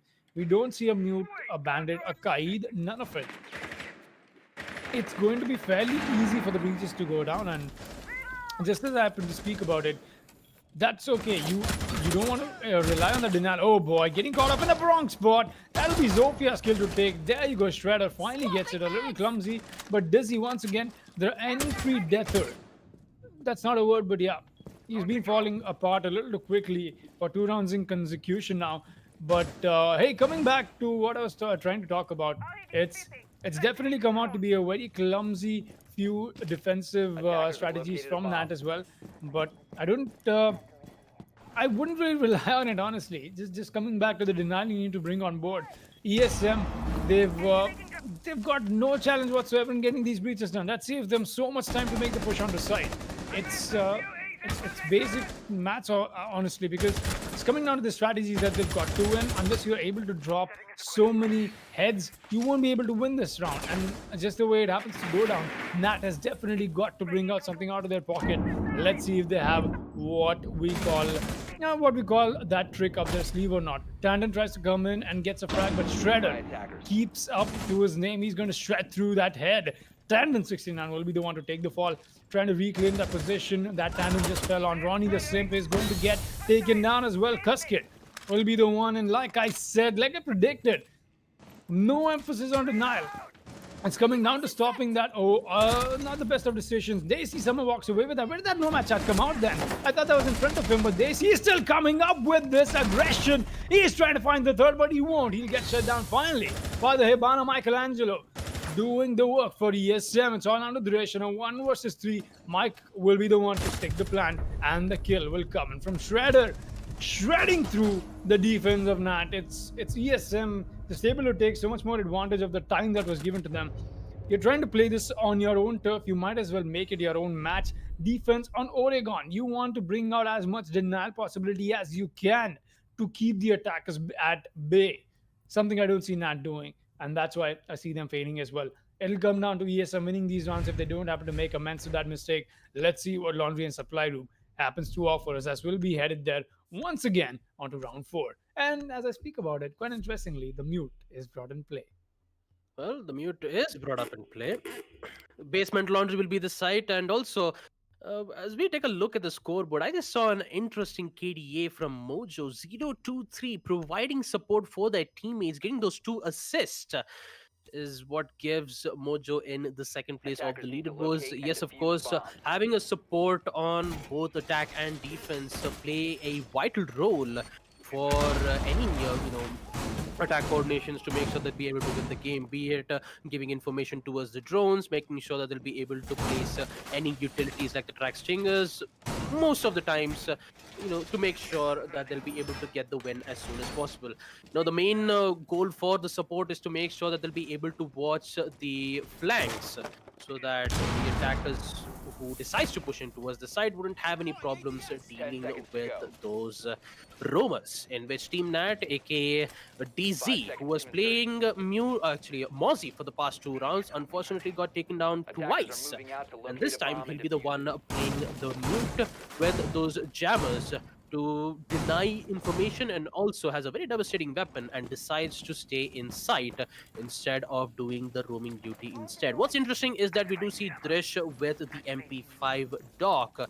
Even with the defenders losing a lot of HP, he'll be able to use his stim pistols to give them good amount of HP and make sure that they'll be able to win good amount of gunfights as best as possible. Pings 2.0 will come in from the defenders. Not quite sure what the idea is. Maybe technically giving some line of sight to a needle hole or a bullet hole to give them line of sight, hopefully to get those kills as soon as possible. So they see yet again towards the first floor dining hall. We did see him make those miraculous plays, 3 kills towards the meeting hall. Unfortunately, didn't get the last kill, in which Michelangelo, I believe, was the one Bomb to located by get that attackers. refrag. Drone being taken out from Drish towards the boiling. Desi, he knows that there is 2 players pushing in, doesn't go for the shot. He's just waiting Attackers for have the located a right bomb. moment to push in so that he'll be able to eliminate the attackers right then and there. Drones giving away yet again information towards the team so that they're just planning their assault. They're just waiting it out. But for now, it's just a lot of time being wasted. Not any body's been dropped just yet. But who knows? Maybe it might happen just about now. Boiler player has been pinged a lot. Drish, I believe he's going to juice himself up back to 120 HP. I don't think so. He still has the 3 stim pistols, and Samurai Esports is still waiting. Targets detected. Basement. Forming back. That's right. Still going to be waiting this out, but hey, coming back to this push, it's on. People, Drish will be the first one to get the frag shredded. Will be the one to get taken down, but that quick refrag comes in from Mojo as well. Desi is here to enter that dragon. He's going to get another one. Desi is here to add up to that destruction. Suddenly we see ourselves ESM in a difficult spot because Kid adds up to that destruction, still trying to stay alive, give themselves and his team a breather. It's a 2 versus 3. They are looking to make this a possible 2 versus 2, but the diffuser has been dropped. It's going to be a huge retake situation for the attackers themselves to get the diffuser, and Desi is here to take advantage of that very moment. Cuskid has got to play this on frags. He's got to find heads. He's got to click them. He's got to find them in time as well. 20 seconds is not the best of time that you have for yourselves. Not in a position like this. Not when Disney peaks you with that SMG-11. We'll be taking a quick look at that in the instant replay as we'll be headed to the next round. And quite interestingly, so Nat has made amends to the mistakes that we did see them bring out before. And this time around, ESM faced so much more retaliation from them, so much more heat that they had to just fight through. Round 5 will be underway. Let's see what they happen to bring on board. Oh boy, it's so rare to see Valkyrie with the impact nades. I mean, I just did not expect it to see that. Most of the time you do see Valkyrie having a C4, and also, I mean, with the recent patch, we did see Valkyrie's deployable shield being taken out. So having an impact nade actually gives Valkyrie a good amount of roaming capabilities. We did see the Nomad using her air breach, air jabs towards the entrance on first floor kitchen to make sure that the push would not Attackers happen. need to But locate what they and did defuse not bombs. expect is the impact nade giving an access towards the meeting in the other direction, eliminating the diffuser, forcing the attackers to push in towards the meeting room. Unfortunately, didn't win that gunfight against Desi. With it, 2-2 will be the scoreline. Round 5 will proceed. Second floor kids dom will be the site. As we see DC yet again playing as the mute. It did work out well. Why not do it again? I mean, obviously, when he was playing as the Mozzie for the past 3 rounds, he didn't get much more kills playing as the home duty. 10 This seconds time, to go. when the site was on basement round, it did work out well in his favor. I mean, to be honest, I 5 do have to seconds to talk go. more about ASM, especially Shredder, who has been making those impressive Attackers must plays locate there. and defuse 3 the kills, bomb. 4 kills, especially on the side of attack, as we proceed to the action phase. Action phase is exactly where we're headed. We've got quite the match up against ahead of us because 2-2 already on Oregon. We've got to see this pattern before. You know where this is headed, Baba Gusta. This will be a very close match coming out to it, unless, of course, one of these sides happens to pick up at the pace, happens to make sure that they're able to dismantle the mentality of the other side of this team, just able to cut through them. That's exactly what we are looking for here. 2 rounds before we happen to head on to the second half of this match. It's going to come down to this round and the next one. Very interestingly so, we've still got ESM very busy with getting utility cleared and definitely getting more information. I don't really blame them. Only hitting the 2-minute mark, they've got more than ample time to just go for this, attempt this at their own pace. It's definitely looking good in terms of a standard attacking round. The flank is being watched. You've got Nomad being used. You've got your breach done on the attic, and also the utility being used by Shredder. Lifelines will be coming out. Attic is going to become more and more of a viable position for an attacker to slowly make it his habitat. It's going to come down to a very close gunfight that the defense will have to fight and win. More importantly, to stop that push coming in from ESM. This time around, look at that. The push is now into play, but that is not the play they see. That is not the play. Honestly, that is not the play. Mojo just walks away with the pistol kill. I think he happened to potato with his entire LMG and then went for the pistol, but Bomb he located still by got the kill. attackers. And that was not the play, man. That is definitely not the play for Yep. Desi. Definitely not his play, you know what I mean? I'm reloading. Scanning for devices at hand. I laughed harder than I should have for that one, honestly. Oh boy, definitely not his play, but because kid does add up to that destruction. ESM likes to bring in. He's going to get another fracturation. They see both of them will be sitting out this rest of the round. 30 seconds. That is what separates us from the end of this round. Or will it come down to a closer one? Depends on these players. Oh, the Zofia so close right now. Tandem 69 could get the frag. He just has to click. He does not know. Does not want to take a chance either. Still watching that little window that he's got for himself, but his position's being given away. If only he could have gone for a pre-fire, would have gotten a frag on a Shredder, but Shredder cuts through him. Seconds remaining. Flank watch, perfectly well done. This is ESM, man. It went without saying this round, just the way it happened to come out. ESM just able to take control of the situation, just able to cut through and onto site, and hey, make the side their own. That was a beautiful attack round coming in from them, almost flawless for that matter. The 4-man alive towards the end. 3-2 is going to be the scoreline. We are headed back to Kids Doms and Doms Mains Hall. Well, round 6, the almost the end of first half, where the site will be on second floor kids. Interestingly enough, with the ESM gaining their lead 3-2, there is a higher chances where this might go to 3-3. They see with an unfortunate run out towards the second floor armory window, did give ESM the early kill and also an Defenders, protect your bombs from being push defused by towards the attackers. site. Will it be different this time? We're about to find out in this round here, ladies and gentlemen. Second floor gets down yet again for Team Nat, and hopefully they will not make the mistake ever again. So Yeah, talking about it, we did see DZ most of the time playing as the mute. This time he'll be playing as the smoke. I'll just give much more focus towards ESM though. Talking about Shredder's eliminating, most of the players, and also he actually got lucky where Jaeger almost had the sights on him, but he didn't want to risk it because the barricade would actually give much more cover when he decides to go for the push towards on the attic. Unfortunately, it didn't quite work out well because he didn't had any much of information in which ESM took care of that situation. Talking about their operating picks, Michelangelo, interestingly enough, he only plays Hibana. He's been playing Hibana for the past 5 rounds, actually for the past 6 rounds.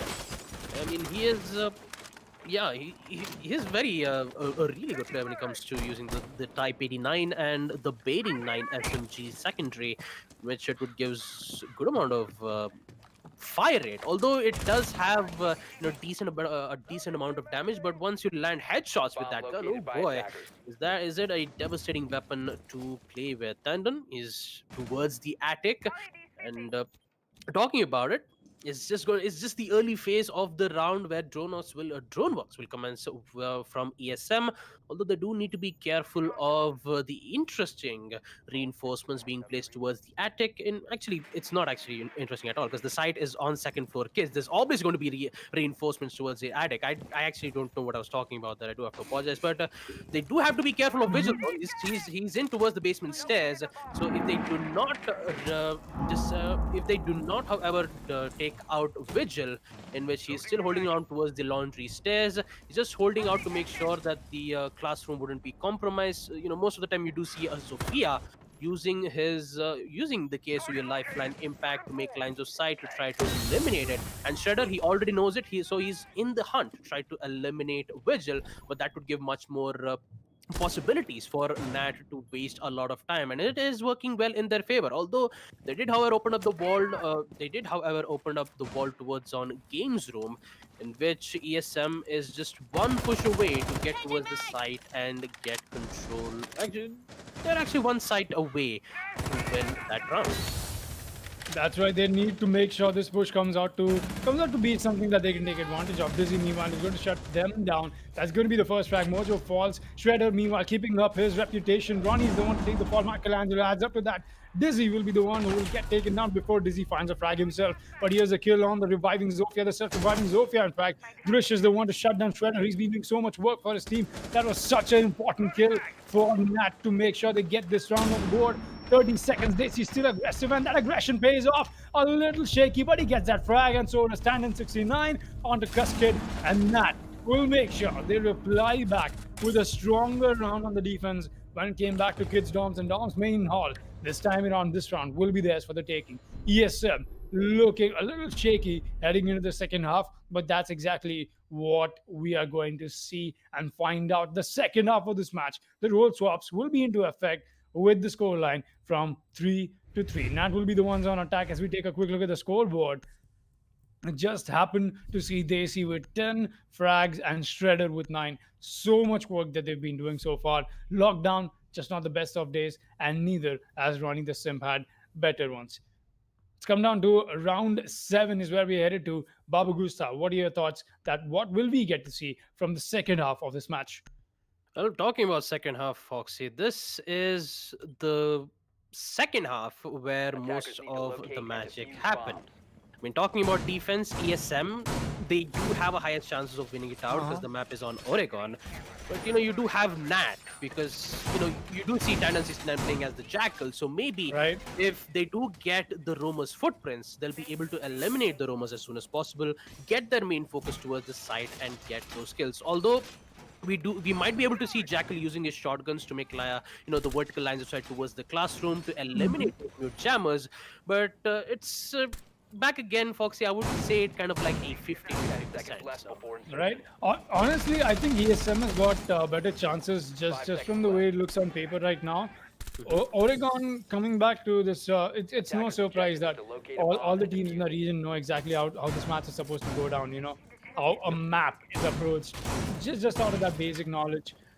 Is definitely ESM will be able to take advantage of the defensive situation that they find themselves in right now in the second half, and a very viable 3-3 equalized scoreline. Honestly, 3-on-3 is a good score, especially with the role swap in your favor now. It's going to turn out to be Nat's performance. I think I'll have my eyes on too, because what ESM is going to bring out is going to be very standard stuff. And Nat, there you go. That's exactly why I want my eyes on them. Kuske will be the one to take the fall. That's an early frag for Drish to walk away with, and that's the Hibana. In fact, why is the that this is really interesting, and this somehow works for Nat, is that the role change and the operator swaps in terms of how they happen to add up to the utility and the value is so quickly changed between the members of Nat that it does seem to be a little bizarre, but those are moments they're able to find their enemy on the off chance and just able to take that advantage. Dizzy was still grappled here. He's facing he's facing some sort of I think he's facing some sort of retaliation from the Jaeger and that long angle, but for now he's just going to play this safe as the breaches with the Selma breaches that are coming out on to the side of the bedroom closet. They've still got the rappelling coming in from Desi. He's got the armory control. Echo drones are coming into play, and looks like Lockdown might just be helping his team. All that information. He's turned out to be a little more hands-on approach, just being the eyes for the defenders right now. They've got so much utility along with there. That's an interesting use of the Hibana charges coming out. The Excalibur will be used to take care of a shield, and trying to find a headshot will not be able to. Ears ringing. Dresh has to just get his composure back. Meanwhile, we didn't get to see some of that action going down. Lockdown got taken away. That's the Echo once again. Shredder is still bleeding out. Is there a possible revive coming in onto this man? He needs one, but there's no life support from his teammates. Mojo and Michelangelo will be the ones. Never mind, Michelangelo gets taken down as well. It's on Mojo. As Shredder is taken care of as well. Where is the Valkyrie though? He's inside Kids' Domes, getting cornered by every angle and getting taken down. Nat, a flawless round. What a round from them. Completely proving me wrong of what we got to see on a general scale. I was like, yeah, ESM got it. ESM is on defense. It's Oregon, it's defense. ESM, so amazing. Nat is like, no, Foxy, we're in this fight too, and we'll keep that up. 4-3. They take the advantage. The first round, the second half goes to Nat. We'll be headed to round 8. Let's see what the rest of the rounds have to offer. Nat today, says the team, as they will be the one winning round 7 second floor Kids Doms, and the site will be on second floor Kids Doms yet again for ESM. A very, very good usage of utilities from the Hibana to try to take out that deployable shield right from below. Maybe I'm going to use that technique maybe in my rank matches. Who knows? That actually is a very good usage of the utility to take out the deployable shield. Most of the time, the Excaros pellets wouldn't, get stuck towards the deployable shield. So either you need to, the only chance in which you can be able to remove it is through a soft wall. And since it was a soft wall, they did, however, manage to eliminate it. Most of the time, you do see a frag grenade or the Sophia's impact, or maybe a Ash's breaching charge to remove it. But since they did not have any of those operators, they were forced to use the specific operators. And Nat, when it comes to their adaptations, they're using it they're just putting it to good use there, with them getting their lead, winning round 7 second floor Kids Doms on attack. Maybe the side for ESM yet again. Maybe they just have to fix some issues when it comes to their defense. I did see Foxy talking about ESM's line of attack, how well that they're strategized, and unfortunately Nat just immediately eliminates them out of nowhere. This time, hopefully what Foxy said would be true in this round. Maybe we might be able to see some redemption play coming in from ESM. Who knows? We're actually about to find out in this action phase. The dronauts, a good amount of dronauts in which stand will be able to detect where the Valkyrie's positioning is. Drish is already sprinting towards the bathroom. He'll be able to use his skeleton key to make lines of sight. Finds one, gets another. Can he get the second one? Yes, he does. Should have doubled the trouble. Drish gets a double. Actually, I was about to get the triple kill, but unfortunately, it's going to lose against Michelangelo with a total of 1 HP. Looks like Leonardo, Rafael, and Donatello will be actually happy about it, as Michelangelo still survives in the site. They still have those gas canisters to make sure that the push from the attackers would not happen, and that deployable shield will prove to be very difficult for Team Nat to push in towards the side. They have good cover. They even have a good amount of utility denials. The only problem is they just need to make sure that they'll be able to win those gunfights as soon as possible. Already in a 3v4 situation, 1 minute 30 seconds left, and it's just anyone's games right now. It could be anybody's game. Michelangelo, though, he might just get taken down. Something I'll have to point out once again, I did before as well. Ronnie, meanwhile, does walk away with the frag. The plan is going down, in fact, from him. He's got more than enough cover. Lockdown has to come in with the diffuser denial, but he's not come out with that not so far. He's been in a fight of his own. That's with the Jackal outside the main window. Michelangelo with the 1 HP is still doing so much damage. Ronnie, the sim, will get taken down. He's been putting in so much work trying to find one more, and he will! What a connect! He got that kill onto Dizzy as well with the white stairs peak. Tandon 69 is going to get that kill onto Lockdown. Michelangelo, 1 HP in a dream, quite literally here. He's trying to find the quad clutch, but he will get shut down by the AC. That was quite the attempt from Michelangelo. And as I've got to point this out, talking about Rafael Donatello, interestingly so, this is one of the few weird realities I think we live in, where we've got Shredder and Michelangelo both in one team. Oh yeah, I just realized. Both of them somehow weirdly so are in the same team, and they're working very well together as well. Came out to a very good attempt from ESM, but just not good enough. It was not able to take this attacking round, and I think it's high time we bring this meme back. It's Nat on attack, people. You come back to this stuff like this, it comes out to be such a strong Nat on attack. We've seen Nat come out with amazing attacking rounds. Me and Blackjack have been at it back and back again. That hey, Nat is really good with their attacking rounds. They like to dismantle defenders very slowly, isolate the situation, and just take care of it. That's exactly what we got to see. We'll be headed to round 9. Let's see what it happens to unfold. Round 9 will commence. 1 deployable shield, 2 C4s, and 2 proximity mines from ESM. Whereas on Nat, I believe they have a total of 4 smoke grenades, in which 2 of them, the Jackal has it, and the other 2 from Ace. Although those flashbangs will be very effective, especially the player who is equipped with a shotgun and is holding a very close range, in which flashbang is the main counter to eliminate them in close range combat. Having that flashbang will give them some edge, and also the denial for the Aegis ADSs, so that they'll proceed using the frag grenades to eliminate it when the push will be on basement bunker. Although the main focus on Nat is also to open up the meeting hatch, so that the defenders who's currently holding on towards the electric will be forced to push back. One player in the big tower stairs. Interesting enough, we do see Shredder, who's playing very close towards on blue bunker, gets gets spotted from the drone, and unfortunately DZ, oh my, already Michelangelo goes down and gets 2. What just happening? Supply room. He's going to go down, unfortunately enough, making it a 3v4 situation. Lockdown with the MP5 will be the one to end the reign of DZ's aggression. Makes that 2 as Lockdown tries to hold his ground towards the boiler room. Trish gets 1 with the Type 89. It's not going to work out well, as Lockdown gets a triple kill towards the boiler. Roni, what just happened? An accidental TK eliminating Tandon 69. Oh no! With it, it is going to be a 1v2 situation. Roni just made a grave mistake. And with that information, and with Nat in a very difficult trouble, they have information. They just have to wait for Roni to just push in towards the supply room, so that the bait would commence. With that smoke grenade, it's not going to help on either both of them. It would have been better to just throw it towards the entrance or towards the hallway, in which Goma is holding an angle, though. He still has his ace Salmabri just to make some lines of sight. Unfortunately, he doesn't have any information. Ace Salmabri just to be destroyed to only give an angle. And he has a minute and a 15-second left to work it out. Actually, a 2v1.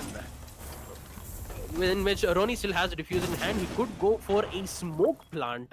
Unfortunately, he's just waiting. Now, there you go. Smoke's been thrown out. I'm just waiting for it to detonate, and the push will come in. He's just going to go down instead. Cascade will be the one to eliminate Roni, as ESM will be the one winning round 9 defense basement laundry room.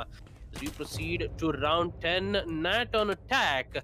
Unfortunately, didn't work out well in their favor. Although I do have to appreciate the Ash, in which she did go for a very aggressive push towards the basement laundry stairs, eliminating not one but two of the players towards the site. Unfortunately, they could not handle the boiler room hold, in which the Wamai, aka Lockdown, was the one who hold his ground. That's, to be honest, the MVP for that round goes to Lockdown, because he was the one who not only just held out the aggression but also eliminated the players from big tower stairs, and also getting that information pushed in from, rotated back towards the freezer and held the ground, waiting for Ronnie to make a move. Whether it 4-5 will be the score line, second floor kids Attackers Dom need to will be locate the and defuse site, as many bombs and as let's they can. see how well the cookie crumbles. Let's see what comes out of that situation. Round 10 will be underway. Nat is still on the advantage, but that very embarrassing round coming in from them, at least for the last one.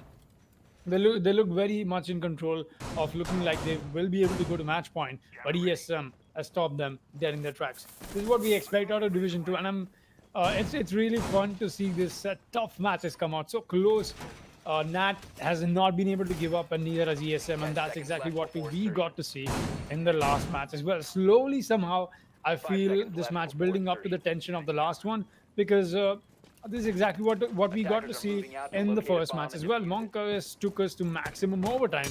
Monkas and Mr. Gaming, for that matter, definitely. But hey, let's see who happens to make the best of a situation right now in this match. We've got the Vigil being played from Lockdown. He's been put on a little more, frag frenzy of a role, because we did see Lockdown bring out the Echo and whatnot, able to just anchor down on the site, Attackers not dropped being the able to diffuser. perform at his best.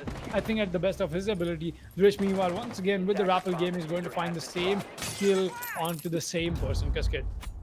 It's just coming down to a very repetitive mistakes that ESM is able to make, and Nat is just able to walk away with stuff like that. ESM has got to read into stuff like this. They need to be a little step ahead, but no, Dizzy is going to find another one. Lockdown this time around. Despite that Vigil pick, he's not go- he's going to turn out quite the coin toss, honestly, because able to come out with two kills such early into the round. 2 minutes are left, and they've still got so much more to work against. That has been very quick with dismantling the defense this time around. Let's see what this 3 versus 5 happens to bring us. Make that a 3 versus 4 as Mojo starts things off. That'll be the first kill from the side of the defense. He'll shut down Ronnie the Sim. That was the Selma breaching operator Ace. Mojo does not know there's somebody inside from the side of Trophy, and he's going to get taken down. That's lack of information once again for the side of ESM. A 2 versus 4. A very ugly situation that they see Bomb themselves in. located by attackers. 2v4, it is Michelangelo and Shredder who has to hold their ground towards the second floor kids. Daisy making that important plays, and Shredder with that impressive run out almost gets the shot but doesn't get the connect, in which they're still in a very difficult situation. 2v4, Michelangelo gets the kill towards Drish while he gets flashbanged, as Melusi is still holding towards the attic. He sees DZ, doesn't get the shot just enough. Tanda needs to be careful, but he wouldn't, as Michelangelo gets another kill with the SMG 11, equalizing the score, the round from the man count, 2-2. My God, Nat had the early aggression, they had the early man count, and now they're slowly starting to lose. They see going for the plant. It's actually a fake plant, as DZ is just holding an angle. Shredder still in the deployment shield towards the attic. They don't have any utilities to destroy it, and DZ has decided to go aggressive. Melusi knows that there is coming in. Free fires, he eliminates one. It all goes down to Michelangelo in a 1v2 situation. He's in the white stairs. DZ knows it, and all he needs is 3 shots from the R14 to get the shot against Michelangelo. Nat, a lot of problems facing at the execution phase. Finally, they will win round 10 on second floor kids Dom. As we take a look at it in the instant replay, we now proceed to round 11, where Team Nat is on match point, and ESM needs to make a move. They need to think about it on what kind of problems that they're having. Maybe eliminating.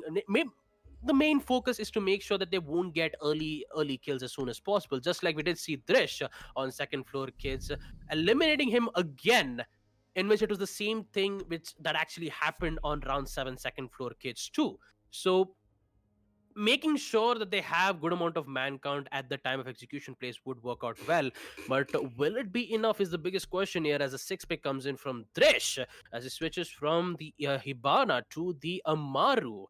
It's a rare sight to see Drish Attackers need to switching from the locate and Hibana defuse as to many the bombs as Amaru, they can. and this actually gives a hint that there may be a very that a rush tactic might come in on the side of Nat. Rush could be into play, but we've seen Amaru bring out so much more dynamic to just an attacking round in general. Able to take situation control of through windows just like that with the Amaru. We've seen QB do that quite a bit as well. So I wouldn't be surprised if that's exactly what we get to see them use out for. Because just from the looks of it, it could be a very possible rush. Most definitely, Daisy and Dizzy, both of them on their best fragging ops. We've got Tandon on the Jackal as well. So that's smokes as well that you'll be running along with the Attackers' aces. objective is to So locate a bomb. enough work that they put in terms of their operator selections. But hey, if it is a rush, it does not look like one because everybody's so spread out right now. It is not. Would have been, we would have identified it by now. We'll not be seeing anything of that sort come out. It's going to be a very slow push. No, never mind. The Amaru did try the rush, but it was just him. That's it. Grish will get shut down. That was not the best of plays to make, honestly. Not the best of ways to use the Amaru for that matter. Not without your team over there for your refract. A good attempt from Drish. We've seen the side of Nat do this quite a bit as they try to just enter sight in the beginning of the round when the defenders themselves are confused as to what is happening. But yeah, it's ESM. You can fool them once, not twice. Same thing is not going to work again. Says no, ESM is going to shut down Drish. We're still hitting the 2-minute mark. Let's see what it happens to unfold. Early kill, this time it's on ESM eliminating Grish, in which he did decide to go very aggressive towards the second floor trophy, but they still needs to do their normal work. That would be opening up the breach on towards the game's room. Lockdown taking a good amount of damage towards the wall, but first Kid saves his life, gets one headshot, decides to go aggressive, tries to eliminate Daisy, but Daisy sees it anyway, making it a 4v3 situation. Lockdown, he is still alive, but the diffuser has been dropped, which would give the attackers in a very difficult situation. Without the diffuser, they won't go for a plant. Although Tandon 69 playing as the Jackal, he still has the angle. He doesn't have any information, nor the drones, in which has been already destroyed from the defenders, giving no information on what kind of position that a defender is playing. We do see the Zofia using the concussion mace to try to bait out, and the impact will claim the life of Goyo. That is unfortunate, and Daisy will be able to make these plays yet again. 3v3, DZ still has only one drone. I believe that one drone would not work out well in his favor because he doesn't have it in his hand. It is in the other place. No intel for Nat. They need to make a play. They have to push towards the side. We do see Ash making a very interesting rotate. I believe she's just coming back towards the second floor trophy to make a very extraordinary push. There you go. The push will come in towards the second floor trophy though.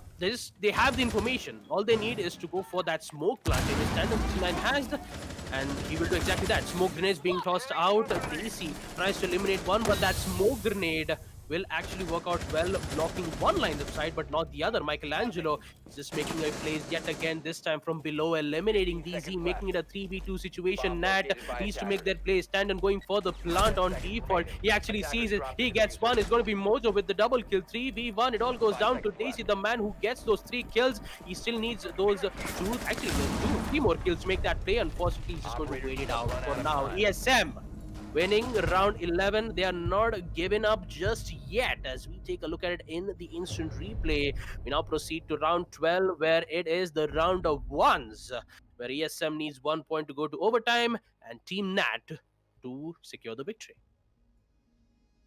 That's right, 1 round away from a possible double overtime match that we'll be getting to see today, and 1 round away from a possible victory for Nat to walk away with. ESM, they are definitely looking to make the push onto a 6-6 overtime scoreline for themselves, but that's just ESM's perspective.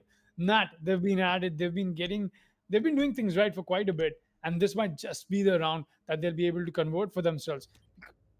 because now we're headed to laundry Defenders, and protect your supply bombs room. from being That's going to be defused the by site for attackers. defense for ESM. Lockdown once again. He's back on the echo.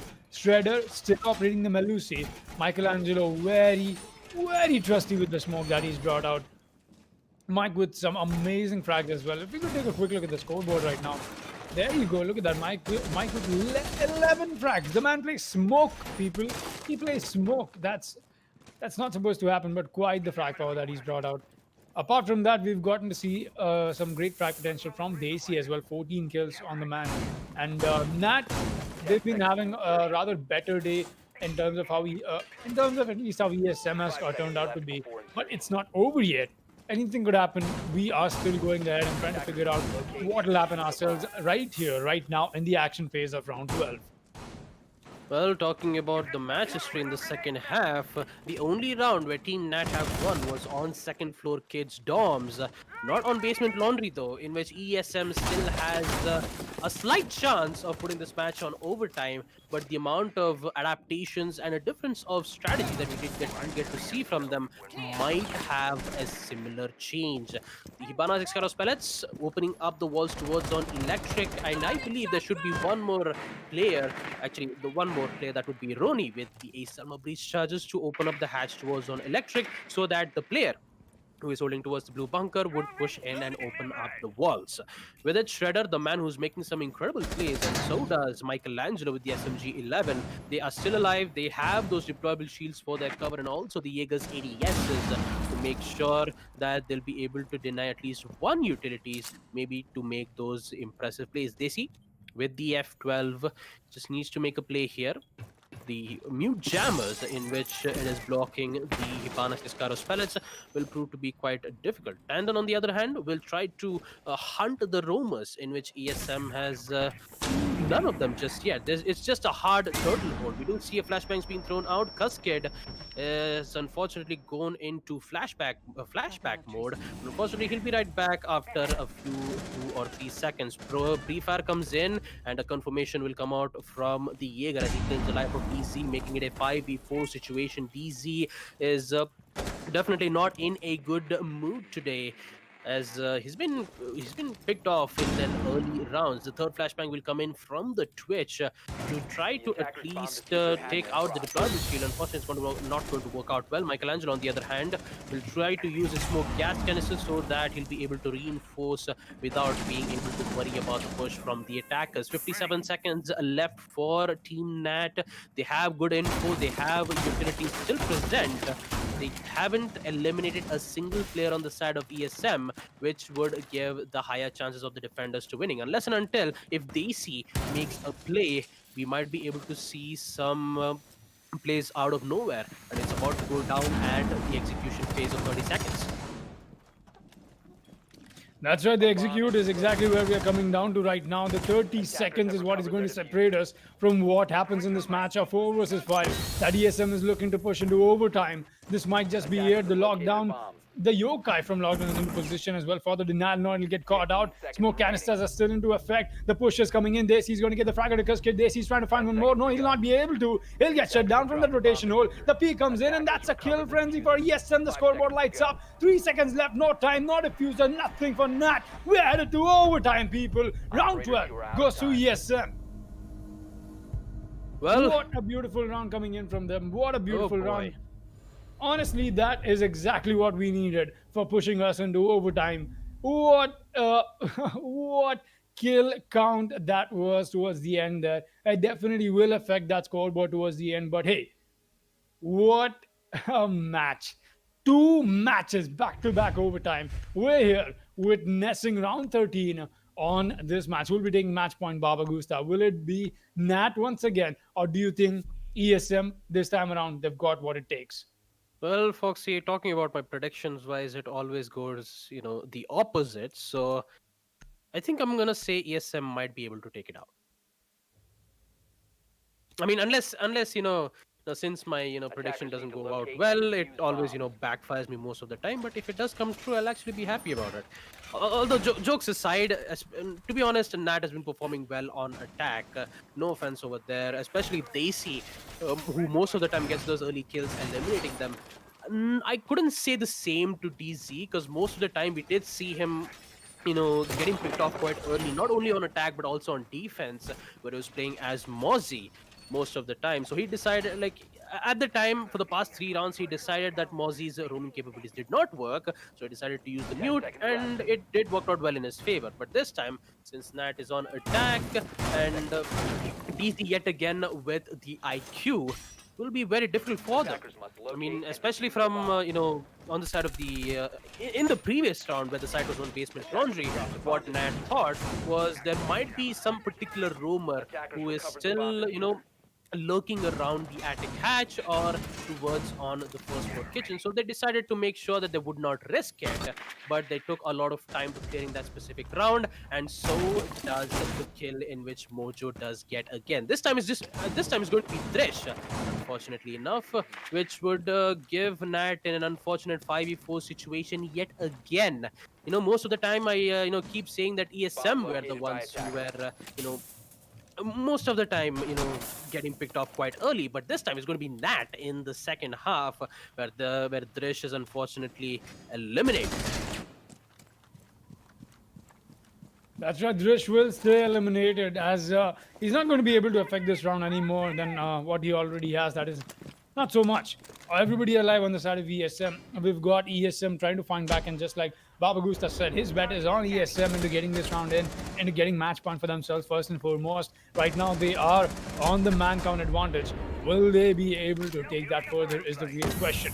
A 5 versus 4 that they're looking to convert and make this a little more in their favor. They've already gotten to see Lockdown with such a good use of that Echo Yokai. So much information that he's able to give away to the defense, and that they're able to stay in control of the situation at every point of time, every single point of time. In fact, all of that information will come down to accounting for what they have. And look at that, the spot of the Yokai as well. Perfectly used. Lockdown has come in with his homework.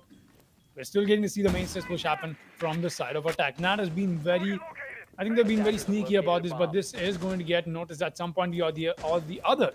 Desi making his way all the way inside laundry. There's no Yokai over there to give that information away as well. There's no other information piece of, or rather anything that will alert the defense. These days you're able to walk in with a kill. That's going to be Mojo. That's in fact the opening frag onto this entry that they're trying to make onto site. They still got to find 4 more though. ESM finding themselves in the equalized man can't make that one less. ESM will answer back. Michelangelo never fails to amaze me. Dizzy will be the one to get shut down. Running the Simp and Tannen 69. Meanwhile, Dizzy's taking so much damage, he's going to get taken down. That's from the hallway. The Ace coming up with a fight of his own, but Lockdown is here to get the double. Just able to walk in through the hallway, in and around, able to pop 2 frags of his own, and Tandon will go down on the shotgun kill from the smoke as well. Michelangelo once again.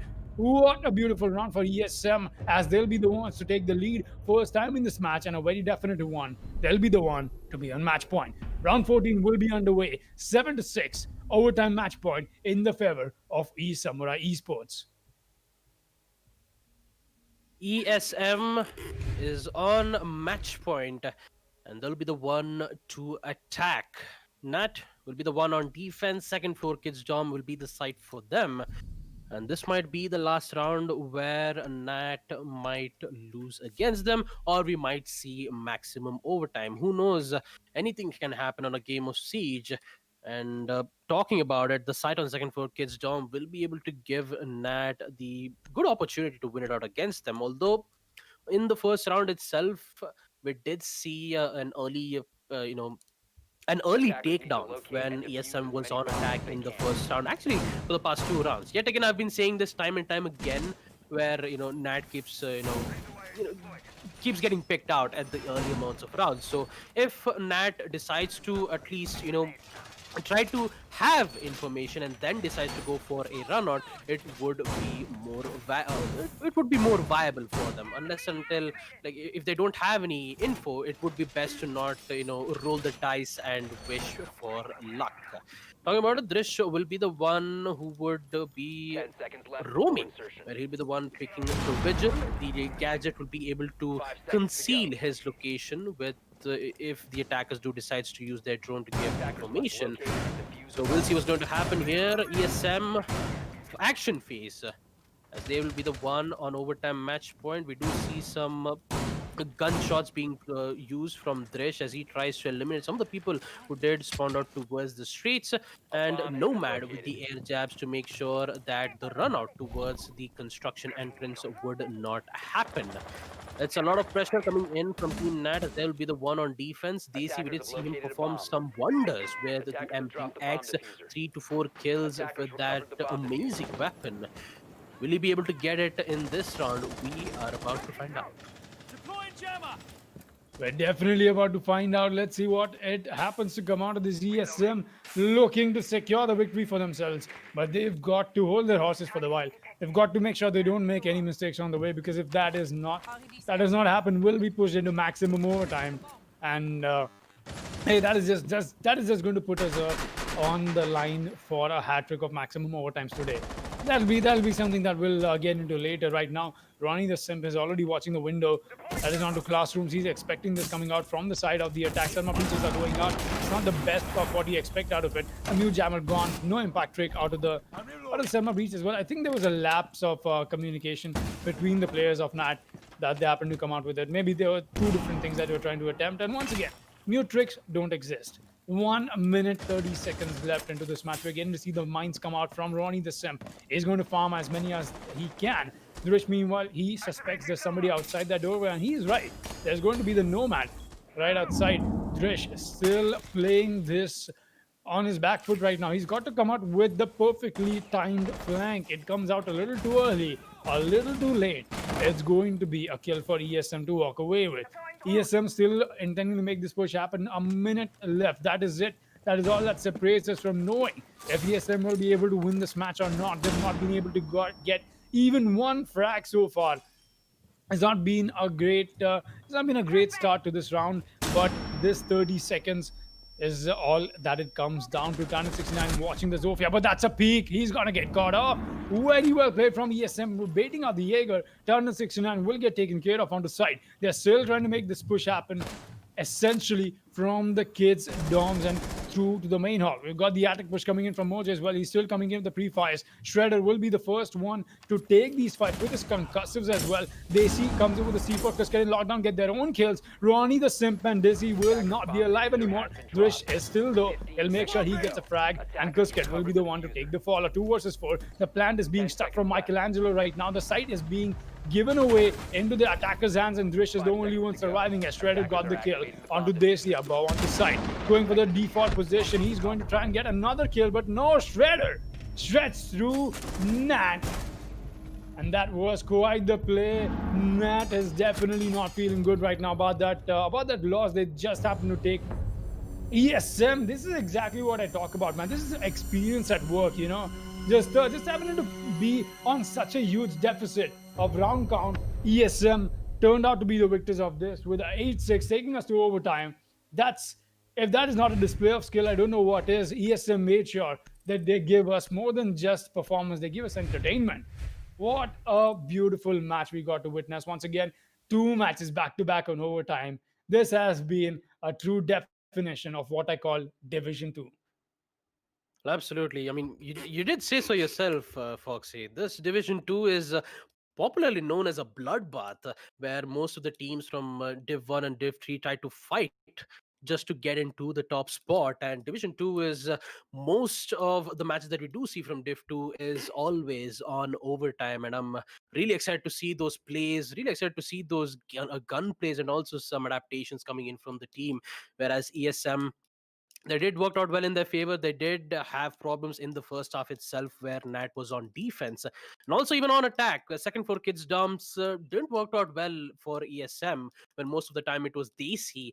He was getting those important kill. But also, like, how about we'll just discuss all of these and relive the moment where we do talk about the first half and also from the second half as well. First things first. I know that I'm talking, talking about this specific line a lot. Nat they always goes down a 4v5 situation in the early rounds. This is always bad for any particular team where they have a man disadvantage. even if it's not a roamer or an anchor, losing a particular player on the early round, which would give a very high disadvantage and the attackers one step closer to winning that round. Most of the time, we did see Nat recovering those rounds even with a 4v5 disadvantage.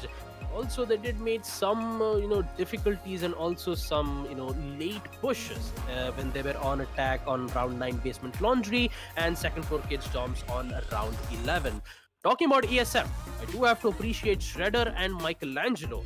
Both of them, in which in attack, Shredder was the one who was getting those early peaks and also was the one to even take out those deployable shields so that they'll be able to push in towards the side, get those wins. And also Michelangelo on defense, where the SMG 11 does hit his mark and also did impress Foxy in a way that I did not expect to see. Michelangelo gets 3 kills in 1 HP.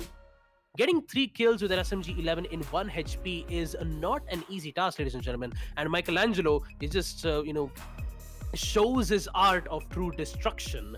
And that's exactly why I love the weapon of SMG 11. It requires skill, it requires, a good patience and also trigger discipline. And Michelangelo is one of the most best players to see with the SMG 11 plays. Oh yes, he is. We've seen quite the SMG 11 players. I think when it does come down to it, all I can think about is Infernus. But yeah, away from that, we'll be here on round 8 as we happen to be at the moment. Like I said, ESM, they were not looking like, they're not looking a whole lot composed into this match. They were looking very clumsy, just as we happen to see them stumble over some very weird rounds that usually ESM is able to convert out of. And just like Baba happened to talk about it, that 1 HP and a dream for Mike, it's just not enough. Could have been a possibility if he had a little more support from his end. There was also the factor that there was just no information for them to play with Dizzy. These plays is what I commend from him. He's able to walk onto side and just take advantage like this. This is, of course, towards the end of the round, but yeah, does not mean that we've not gotten to see early aggression from Dizzy coming on, just able to take the side control all by himself. And hey, that was just it, man. ESM made sure that they have that wake up moment for themselves and just happened to hit Nat where it hurts. They were able to break down their confidence, taking them to overtime. I could definitely feel it, even in that round where Ronnie the Sim was left alive in the possible clutch that we saw become a 2 versus 2 situation into a 1 versus 2 with the team kill. Ronnie the Sim must have really been feeling a little off in that moment, just not able to bring up that confidence. And ESM shooting them up into overtime put Nat's morale very, very low. I think that's what happened. Honestly, I could see it in the players coming out from the players as well. That confidence that Nat brought in the beginning of the match was lacking towards the end. And that's, once again, like I said, ESM's experience at work. They've been here in the league for quite a while, and more importantly, it's just not in the league. They've been here grinding the compy scene for so much, all of these players, that they know exactly what they need to exploit and make something useful out of. So I think that was my 2 cents on the match we just got to witness. And hey, it was a beautiful one indeed. ESM and Nat, both of them, some amazing teams that I'm always excited to see what matches they happen to bring up, what excitement they happen to bring up. And it's always been a series of emotions and mixed emotions that I get from their matches. And today has been one of those days as well. ESM started off rusty. I thought Nat has finally got it. They're looking to push the Division 1, but looks like they are just a little bit short somewhere out there. It was a very close match, though. It could have been anyone's, but ESM proved out to be the better team for today. I'm wishing Nat luck for the matches coming in the weeks ahead. But right now, my eyes are going to be on the match coming up next. VPG versus Statics Gaming. That's right, Vanquish Paradox Gaming versus Statics Gaming on the map of Cafe. We'll be on your screens in just a bit, people. We'll be taking a quick break. That is me and Baba Gusta just getting ourselves up and ready for this amazing match that is going to come to your screens right after this break. Stay tuned.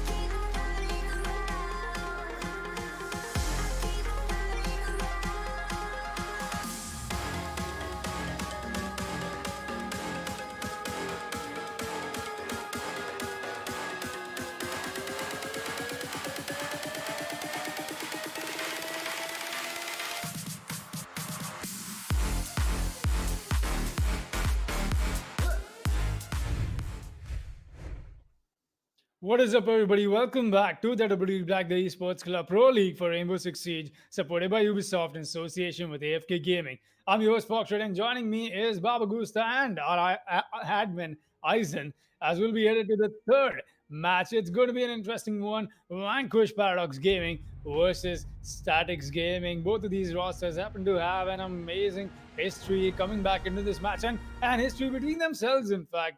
Just as we have, they used to happen to share a common constant, that was Price. Not anymore. Price is not in the scene. So yeah, it's definitely, I do miss him. So very lovely of a person. But that is just a side note of what we're about to witness. We've got amazing teams here on a very good map, on a different map, at least not Oregon. We'll be headed to Cafe, and in the ban phase already, a very weird ban has come into play. Take a look at that. The Ash ban targeted. That's we know exactly what is coming up. Super Kuntal will not be able to come out with his explosive plays anymore. Ash taken off the board. Well, so does Thatcher on the side of VPG. Unfortunately, Mike Baker, aka the Thatcher, won't be available to play on any of the match. Most of the time, it's considered to be as a standard ban, and so does Wumai on the side of defense, in which this will be VPG pick. So with that, Statis Gaming is the one who interestingly enough decided to go for an ash ban, in which most of the time the breaching charges has the opportunity to take out those deployable shields. But they still have the Zofia, they still have the frag grenades from Sledge. Maybe we might see an Iana pick on the side of the attack, but who knows? We might be able to see it in round one map, Cafe Dostoevsky. As we introduce the rosters on the side of VPG, we have Nexus, Nostalgia, your average R6 player, aka Shrisha, Exter, and Perona Break. Peroxide, aka Peroxide, and on the side of Status Gaming, we have Super Kuntal, Royce, Phantom, Lame Jokes, and Nippon. Starting off with the first floor kitchen service being the side, 6 picks coming in from Nexus as he switches from the BB to the Nomad, and so does Lame Joke switching from the Warden to the Alibi, in which Alibi, she still has her deployable shield, so maybe she'll be able to place one deployable shield towards the bakery and do her roaming work. So a total of one deployable shield, 4 impact needs is maybe a chance where we might see some denials coming in towards the freezer. Who knows? Maybe there is a higher chances unless and until the site, the room on Fireplace Hall is taken in control from the attackers, in which the defenders would have a hard time doing their impact tricks. Although you still have the Royce, you still have Royce playing as the Caillou. The Electro Claws will make sure that a total of 2 reinforced walls and the hatch will be electrified. And with the Thatcher being eliminated, it all goes down to the Twitch, the shock drone, to find out exactly where the location is, eliminate that utility so that the hard breaches could make their way. An interesting pick coming in from Phantom, as he's the one picking the Rook, the total of 5 armor plates, aka time for some serious protection. Hopefully would give some, maybe some advantage towards the defenders, but who knows as we proceed to the action phase. Well, that's definitely going to give them some serious protection for sure. The Rook armor plates. But right now, it's more than just that, what we're getting to see in this match. We've got amazing 2 rosters that I'm very interested to find out what unfolds out of it. Because just from the look of it, we've already got Nippon playing on the roam play. He's on the top of White Stairs. That's where he's decided to hold himself up. We've got the push coming in from Perona Beck already. That's going to be the Sledge with the soft breach that he's bringing in, making his way inside Cigar. We hear the jukebox playing just in a distance from him. He's going to take care of that, but it's going to come down to more than just that. Your average R6 player, Srisha, has already pushed up onto the mid-White Stairs. They'll slowly be making their headway onto the bottom floor as well, slowly and steadily. So, Nostalgia almost able to find a kill onto Nippon. That was a very close one. Nippon gotten taken down a little too quickly. For those of you who do not know, Nippon is Unknown Gamer. His former name was Unknown Gamer. as we have quite the history in this match. We've got Perona Break, who's Peroxide. We've got your average player, who's Srisha. We've got Nipun, who's known as Unknown Gamer. So, yeah, most definitely multiple name changes that I've come across. But until it takes time for us to sink in onto them, we'll be headed back into this match with a minute left. Soft breach works coming in from Vanquish Paradox, so that would be the sledge making lines of sight. Status Gaming, since we don't see any roamers currently trying to contest that specific room, with Nipun taking quite a lot of damage towards the brown stairs. He was forced to bomb has be been towards located. on first floor bar. The interesting factor is Lame Jokes, who's Bomb holding that located line by of attackers. sight. He's just waiting for the attackers to make their move so that he'll be able to eliminate him with the element of surprise. Nexus already placed his air jabs to specific positions where the defenders might not go for the flank, and that frag grenade will be able to deal some major damage to Phantom towards the first floor kitchen cooking. A very major damage, but unfortunately no bodies have been dropped, and here comes the execution phase. 15 seconds left. 15 Nipun seconds is left. still alive. The attackers pushing in towards the freezer, and here comes the kill. It's going to be VPG getting those 2 kills. Nostalgia going for the plant. Smoke's already been thrown. Nipun just get taken out from the air jab. He goes down as well. 5v1. It all goes down to Super Kuntal, who just dropped in. He's gonna drop dead. Vanquish Paradox, flawless round on round 1, first floor kitchen. Let's take a look at that in the instant replay. Ladies and gentlemen, flawless victory coming in from VPG on attack. Round 2 will commence as the site.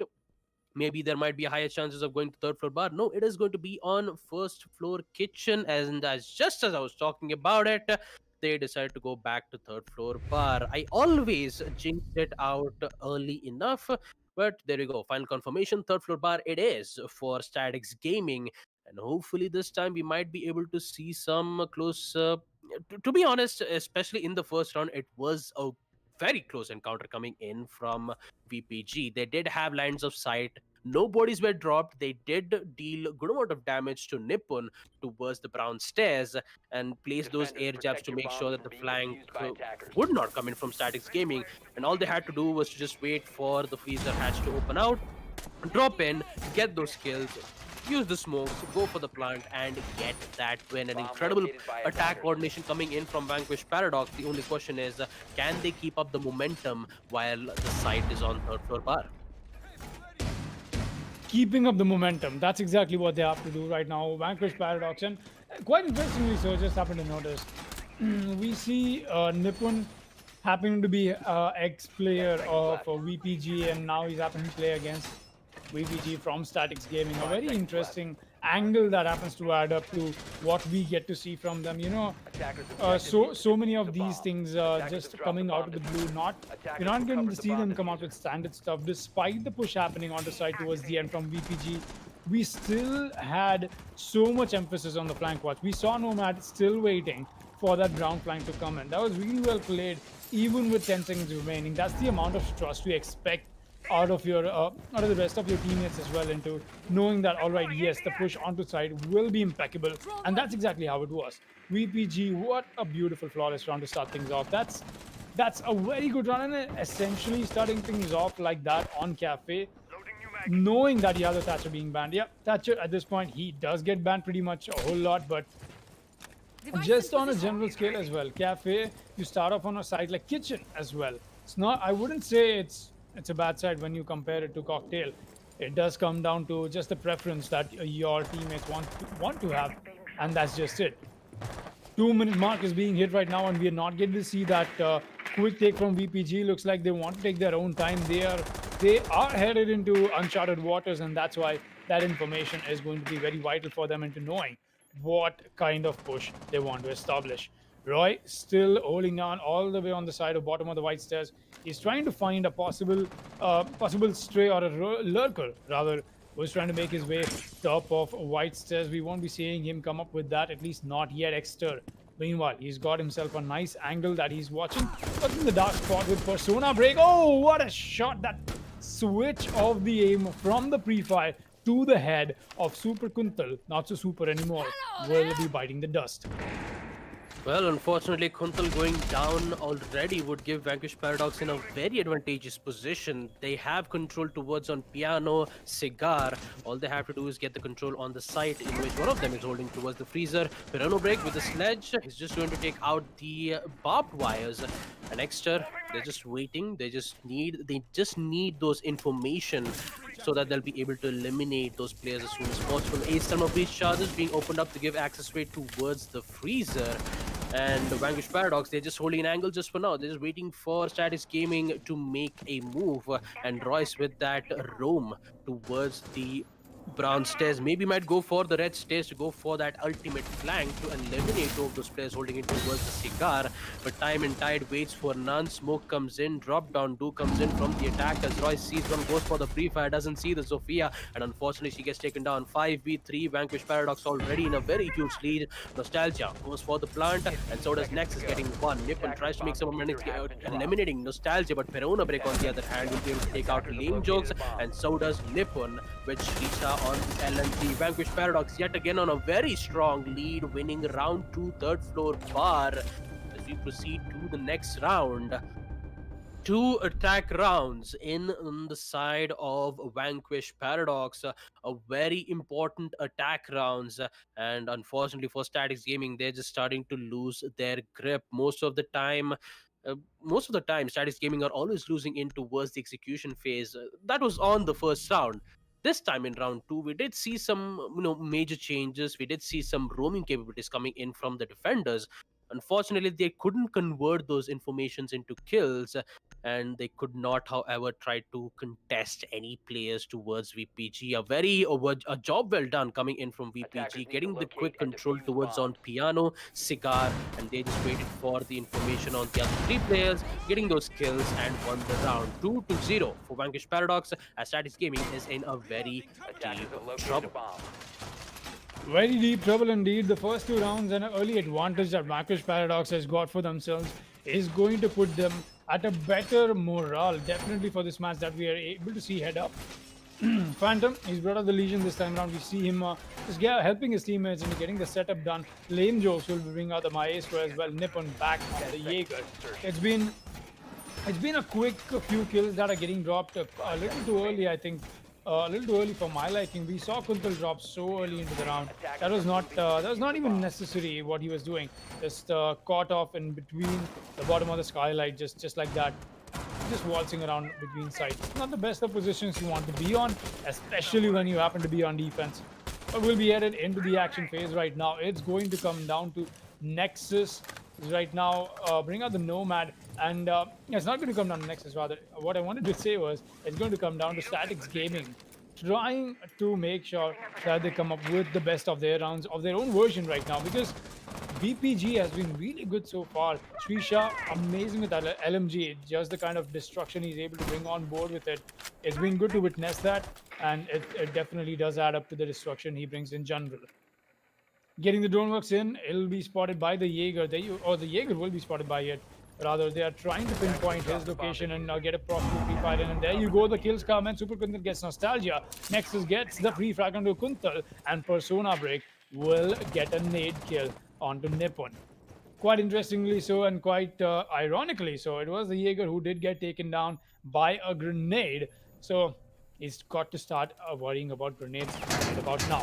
Lame Jokes finding himself in the odd position. He's going to get almost going to get free fired, but the shots did not connect. That is going to allow the Zofia just to walk in with her lifelines, able to give herself so much more utility, so much more space to work that utility with. Phantom to adds up to that kill count. He's going to make sure Persona Break gets shut down. That was the sledge who tried to do some damage. He got the nade kill, but that's exactly all he got, not more than that. We've got Exeter making his way onto Cigar. It's 1 minute left. This is going really well for VPG in terms of how you ask about map, if you talk about map control. But in terms of man count, they might just not have enough manpower to execute the kind of attack they're trying to go for. The defense, they're looking very good and very poised and lined up into making sure this round does not go out of their hands. But anything could happen. 50 seconds left. This is going to come down to these 50 seconds being the decider of what we get to see. Piano control is still in for the attackers. Phantom sees the head. Unfortunately, he has to fall back as the smoke gas canisters will make sure that the push from the attackers will be difficult. Lame Joke still holding on towards the hallway, still holding in. He just doesn't have any confirmation just yet as the last smoke gas canisters has been used. Royce, he's been compromised on multiple occasions, but Phantom on the other hand gets that double kill, taking out Exter. Freezer Wall is under siege as Phantom gets the triple kill with a good rotation. Now it's a 1v1 situation. The push comes in and here comes the flick from the Nomad. Nexus as Vanquish Paradox still continues to gain the lead at 3-0 against Static Gaming's defense on map Cafe Dostoevsky. What is happening? Ladies and gentlemen, as we proceed to round 4, 3-0, unstoppable wins coming in from VPG. And talking about it right from the early rounds itself, I do have to talk about this. When it comes to drone works from VPG, it is excellent. And talking about Status Gaming says awareness, they had much less awareness on what exactly their drone's location is, which gave them good amount of information, and the attackers, all they had to do was just convert those information into kills, and they did exactly that. Incredible attack coordination coming in from VPG, but for Status Gaming, they need to make it work. They need to make sure that they don't make those mistakes twice in a row, knowing that they've lost third floor bar yet again. Round 4, it will be the same site for Statics Gaming, in which most of the time you might see a first floor kitchen or a second floor reading room. Statics Gaming deciding that since we are not that confident enough to defend on first floor kitchen or on second floor reading, they've decided to go in on third floor bar, which is a very risky take coming in from Statics Gaming, because it is the same ops, it is the same strategy. All VPG has to do is to just execute the same thing that they did for the past 3 rounds. Actually, past 2 rounds on third floor bar. Looks like Statics Gaming is losing their motivation a bit, unless and until if Super Kuntal or Lame Jokes made their remark on those plays. We did see Lame Jokes making that impressive play towards on the bathroom, making sure that the piano hold wouldn't be much of a easy way for Vanquish Paradox to get that control. But this time, hopefully this time we might be able to see some impressive plays coming in from Statics Gaming, because in the previous round, when that execution phase did happen, it all went down for a 1v1 situation, which means that Statics Gaming still have a chance to make it a 3-1 or maybe a 3-3. Who knows? The game of Siege, especially on the first half, we did see a lot of 3-3 rounds coming in from any of those teams. Maybe this might be the time, and looks like Lame Jokes, he actually sees when the rappel comes in, misses the opportunity, and he goes down. Unfortunately enough for Nexus, as he was too quick for the trigger, and just like that, the early kill comes in for Vanquish Paradox and an early control on Piano Room. That is quite unfortunate for them. My god, again, history repeats itself on the side of Statics Gaming. Super Kuntal still towards in the bomb side, and interestingly enough, the Legion will be able to reinforce the wall, which would force the attackers to push in towards the hallway, unless and until if they do have the hard breaches to open up that line of sight or get that access, they are forced to make a full-on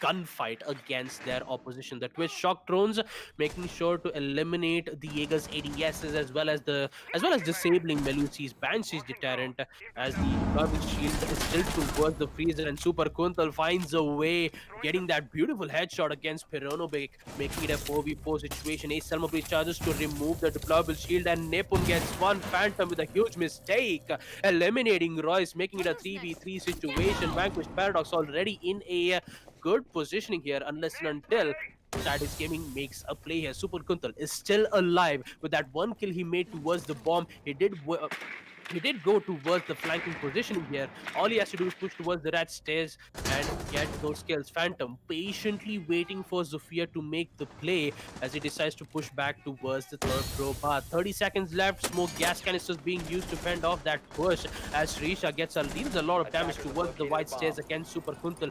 The repelling him, comes in, gets that kill from Nexus, gets a double kill, taking out Phantom. 3v2 situation, and Static Gaming yet again in a trouble 15 situation. seconds to 15 go. seconds left. Nippon still in freezer. He doesn't have any cover. SMG 10 11 seconds to needs go. to make his mark. The heart breaching capabilities coming 5 from on seconds the side of remaining. the eights, as Nostalgia will be the one going for the plant. The defenders have no idea on where the plant is going in. They have good amount of cover. Nippon still has a chance. Now he does not. Post plant comes in. Super Kuntal gets a double kill with the MP5. Unfortunately, the entire team on the side of Sadis Gaming is gonna go down once again, as Vanquish Paradox will win round 4 third bar yet again. 3 rounds back to back. Third floor bar goes to the side of Vanquish Paradox. As we proceed to round 5, first floor kitchen, Studies Gaming is definitely not in a good mood right now. Well, there's quite the stuff coming in from the side of Statics Gaming. They've just not been having the best of times right now. As looks like we're having a little difficulty with the ping coming in from the side of and from the one of the players, that is from VPG. As that'll be quickly fixed as we'll be going ahead into this match, and yes, Defenders, protect that your is where bombs we'll from be being going defused ahead. by That's right. attackers. 4-0 is going to be the scoreline as we've got round 5 underway. And just the way as it happens to be 7 frags on the top of the scoreboard, you just happen to take a quick look at that as well. But coming back into this match, Statics Gaming is just not feeling it. Nippon has left the game sadly. That's going to be an interesting. It's going to be an interesting disconnect as a Rios will be called in from the side of Statics Gaming.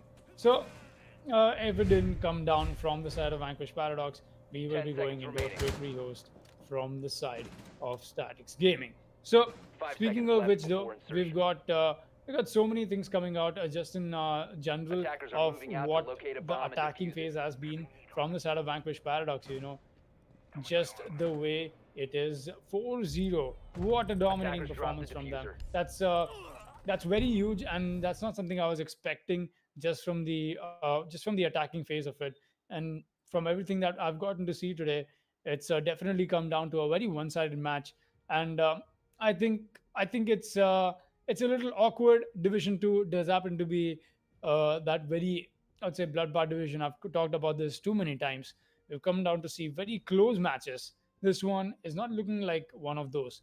4-0, quite the advantage that Vanquish Paradox has taken for themselves. Well, 4-0, absolutely, Foxy. Talking about VPG style of attack, most the only question that I do have to ask about Status Gaming is why pick third floor bar again on round 4 where you've lost at the same site twice in a row.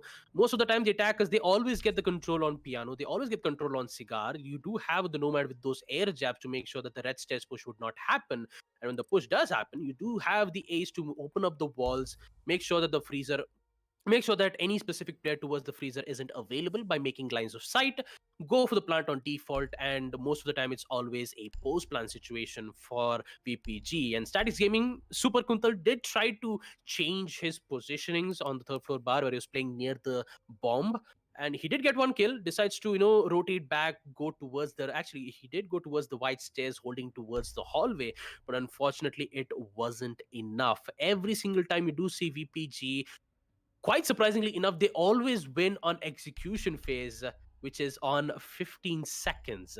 On first floor kitchen, for a moment when I saw the attackers still, I mean, they were still making those, vertical lines of sight towards on second floor train museum, where the sledge was trying to eliminate at least one or two of them. Although, granted, Ace did deal insanely amount of damage towards the Jaeger on towards the brown stairs. But when that execute happened, I thought this was Statics Gaming. I thought this was Statics Gaming's round. First floor kitchen, they still have the control on the side. Not even a single player has been down. Not even any C4 has been used, and when that execute happened, they just immediately pushed towards the freezer. They used the smokes to go for the plant, get those kills, and Static Gaming had have absolutely zero idea on what to think about it.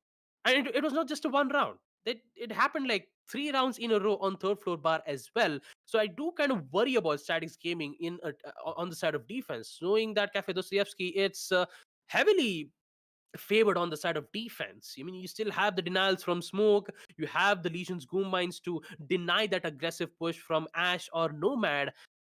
They're just getting picked off one by one. They're just peeking unnecessarily. They've been using those deployable shields at a very I mean, I wouldn't say that deployable shields have been used at a very good rate. It's just that the amount of unnecessary peaks that they've been making is what costing Static Gaming in a very disadvantageous position.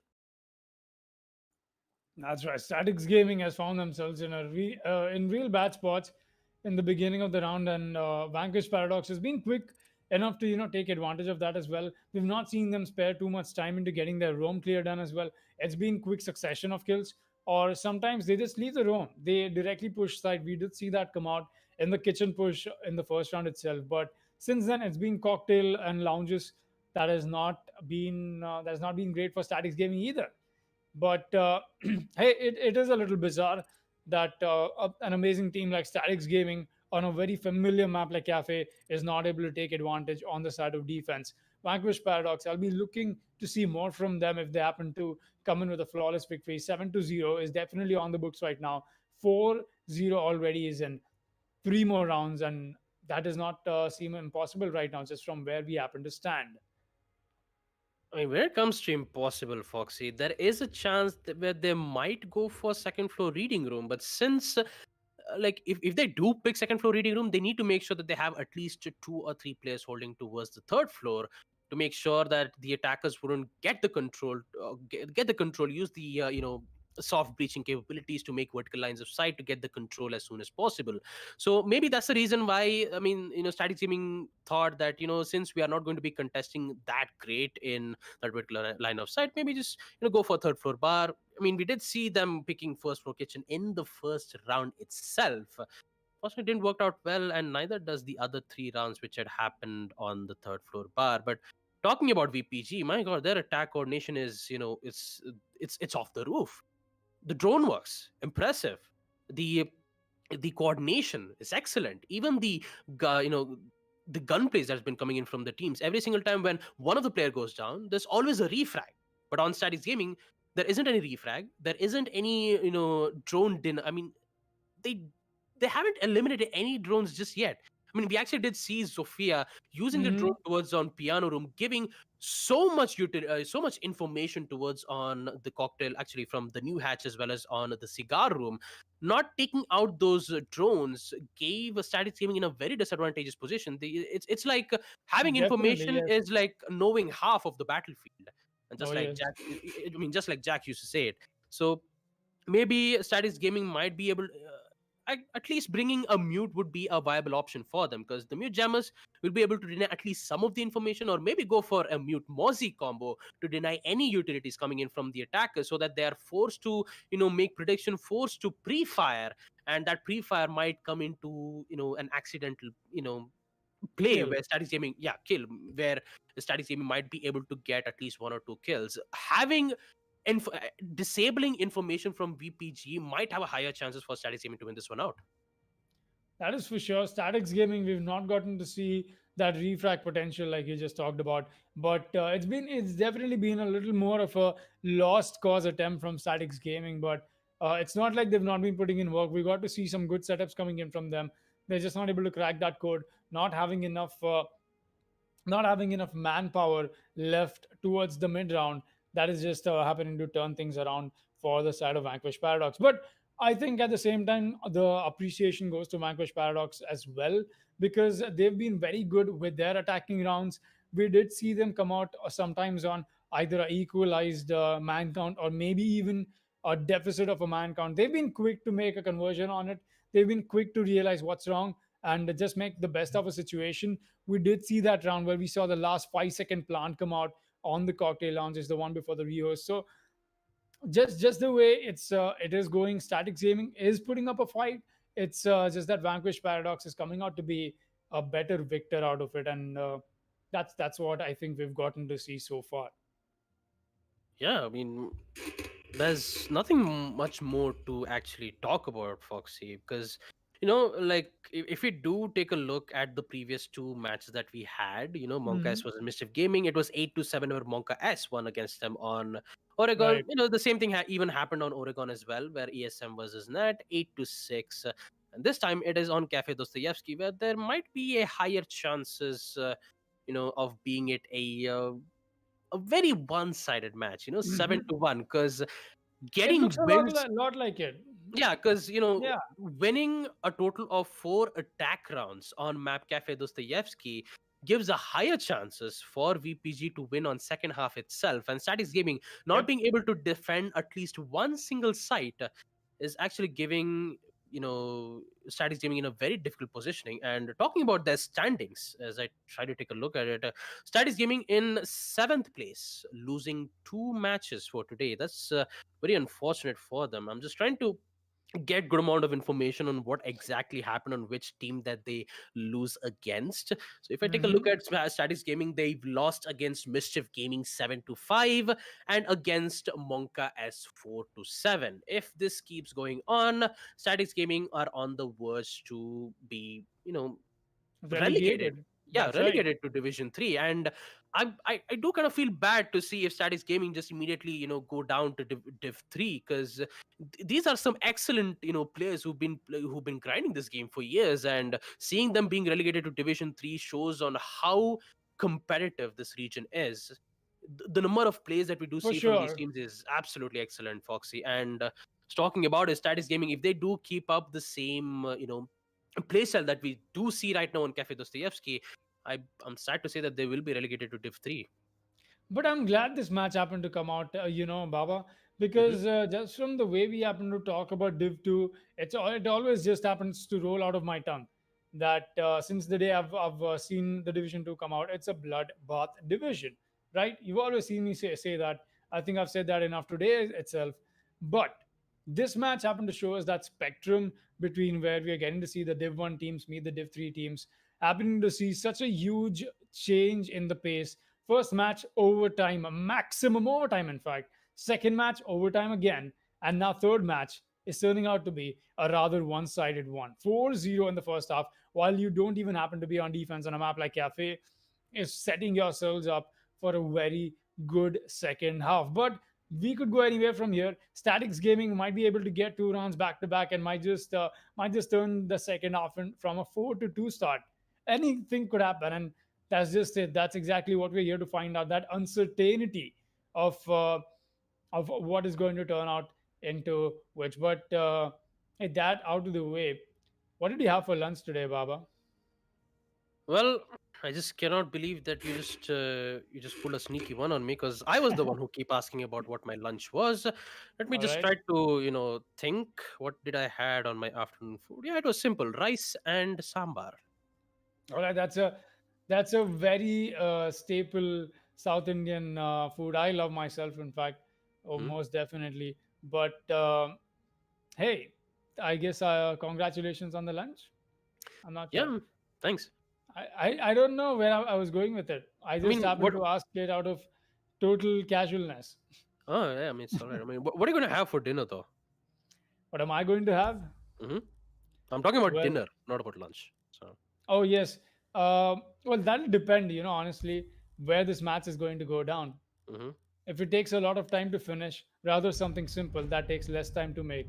If it finishes early, I'll invest my time into making more tasty food. But that out of the way, we'll be back in the match after the Rios. That is, it took a little while, people. I know you guys do not want to hear about what we are going to have about our food and etc. etc. What usually me and Baba come up with our own tales, but I'm sure there must not be a huge complication with getting the round histories wrong. It was very straightforward, 4-0 for Vanquish Paradox. Starting off from round 5, let's get into the match. Well, without further ado, let's just jump into it. Round 5 will commence after the rehost, as First Floor Kitchen will be the site. After a total of 3 losses on Third Floor Bar, it is, known for the fact that Statics Gaming will be forced to pick that specific side. We do see a 6 pick from Super Kuntal, the Bandit to the Defenders, Valkyrie. protect your The bombs from Intel, being the only defused by difference is, does attackers. she have an impact? Yes, she does. That impact will be able to give such good Attackers amount have of located a access bomb. space, knowing that Nomad will be able to place her air jabs towards a door. but not on a soft wall in which the Valkyrie will be able to make quick rotation and get those kills as soon as possible. We actually did get to see that demonstration towards on map Oregon, where I believe that it was Daisy on Team Nat, where the site was on the second floor, actually from the basement laundry, where he used the impact knees to get those kills. 10 seconds My, left. what an impressive, gun pace and also good decision 5 making seconds coming left. in from Nat. Unfortunately, them not being able to win against their Attackers are opposition moving to 8 to defuse the 6, bomb. they are forced to try their luck in their next match. Hopefully, hopefully we might be able to see a Nat making an impressive comeback in the next match. But for now, let's just focus on Vanquish Paradox versus Statics Gaming. In which Statics Gaming, they're not having a good time at all, 4-0. But this time, when the site is on first floor kitchen, we might be able to see some trouble brewing up against the opposition. The sledge's breaching hammer being used to open lines of sight, getting the access as well, and with it, the time, yeah, bringing in, it's I wouldn't say that it's rare to see a warden being picked. The reason why many of the players do pick warden is mainly because he has a good gun, the MPX and the SMG-12, and also with him having a deployable shield, and also the higher chances of denying any flashbangs being thrown, because that's exactly how you try to take out a deployable shield, because you don't even know that there might be any Jaeger ADSs or the Wumai's magnet nades, in which Nippon already placed one of his towards the bakery. Also, they do need to worry about eliminating those Melusi's Banshee's deterrent, but the good amount of information that they're getting from the Valkyrie scam is so vital. It is so crucial that Super Kuntal might be able to get 1 or 2 kills from here on itself. Good info. They're just waiting for that right moment to eliminate Nippon. He knows what's happening. He just needs to make sure that he wouldn't make that unnecessary peaks. But hopefully we'll see what's going to happen as we reach to the mid round. Aircraft ready to knock them out. Well, in the mid round is where we are, and this match has not been too demanding. Let's be honest here. We are getting to see very standard stuff happening, but it's been VPG who's able to bring out better conversions out of it. But this time around, no early kills given away to Statics, given away by Statics Gaming. That means it could be a good conversion for them. And what a shot! Nippon! We just saw him do that from the third person perspective. That was a very beautiful shot. He went on tapping through that floorboard and he got a frag. That was really good headshot, honestly. That was really good. Would have looked amazing from his perspective as well. He's messed up in a couple of fights here. Very confused as to what to do. Nostalgia gets a frag on a Super Kuntal. Meanwhile, Lane Jokes is here to add up to it. That'll be Nexus taking down. This is turning out to be a nightmare for VPG. Statics Gaming coming alive. Exter is going to win that fight anyway. Lane Jokes. What? How did he happen to not get that frag? But your average R6 player, Srisha, not knowing where the defenders are, Exter meanwhile adds up to that destruction even more. Nippon will get shut down. That was a Jaeger. That was your player who happened to start off things with aggression. But here's your average R6 player getting a frag on a Phantom. Phantom is here. He's dead. Royce pushed up. It's a 1v1. Exter has to find the frag. And he won. Royce comes in with that peek towards the end. And that's the headshot. And that's the first frag, or rather the first round for Statics Gaming to be put on board. Like I said, Baba, anything could happen before we happen to go to the second half. And anything is happening right now just from the looks of it. 4-1. Round 6 will be underway, and that's going to be one round before the role swap. Oh boy, Statics Gaming having a lot of problems for the past 4 rounds. They finally managed to find at least one win. It was on first floor kitchen, an impressive hold from Melusi as well as the Jaeger, aka Nippon, getting that impressive first early kill right from the sledge's breaching hammer in which he made that lines of sight. But let's see, will it continues as we proceed to the last round on Attackers need to the locate and defuse bombs. on round 6. Unfortunately, we will go for a rehost yet again, due to which Exter has a little bit of connectivity issues, so he's just been given one final chance to make sure he'll be able to fix his big issues and get back into the fight. Just back here, we'll just have yet another conversation of the first half. Yeah, we've already made this conversation in the first half itself, but do have to talk about it. I'm just still trying to count on how many months have we been doing this, folks. I guess it's been a year since me and you've been casting. Am I right? I think it's been more than that. Just me and you. Mm-hmm. Is When was the first time we casted together? I guess it was on November 2019. But That no, was for what? For which event was that? it was the same TC event. Was it? No, Yeah, we've TC done a couple of things before it. TEC quarterfinals was the first online semifinals we did. Oh no, no, no, no! I And then get it. after Okay, all right, and I then get it. yes, I yes, and get it. then I get it. after that we did a lot of LAN events, but we did come a long way. And Uh, talking about coming in a long way, I do feel bad about some of the players being disbanded, especially Vector Sports. Vector Sports being oh you man, know being the winners from the tournament in Hyderabad, in which they were the first one to eliminate Club Jeevan, formerly known as Union Gaming. For now, they were the ones to defeat them and get that trophy. on Fortunately, that yeah. note, Baba Gusta, Hmm. I'm actually ready to have a conversation. I'm not sure many of other people out there are ready to have or not. Is Union Gaming, Hmm. are they really the best team? Because you look back and every moment that really mattered, there was no conversion for them. They were a no-show. I mean, Take that back. TEC LAN, mhm. there was a no-show again. So Union Gaming, I think there's good. We need to break that down very quickly as well. But they've been the champions here at the league, and that's boasting rights in itself. Not only Mhm. are you the champion of, not only do you happen to be the team at the top of 25 of the most premium teams out here in the region, but you also walk away with a huge bag of money. So that's just that just happens to add up to their boasting rights. But there's so many things that has happened over time, Baba Gusta. I'm sure Mhm.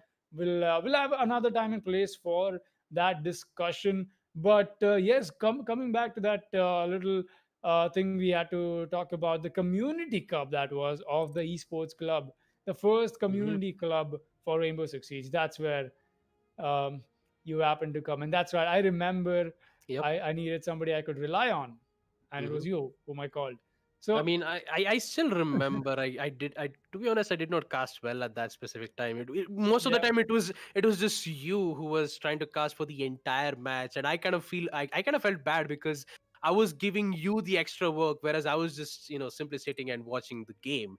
But time comes by. I did make sure to fix those mistakes, and yeah, Yeah, it's it's almost been a been a journey. year. Yeah, Definitely, yeah, it's it's been definitely one hell of a journey, and so does the actually players, though.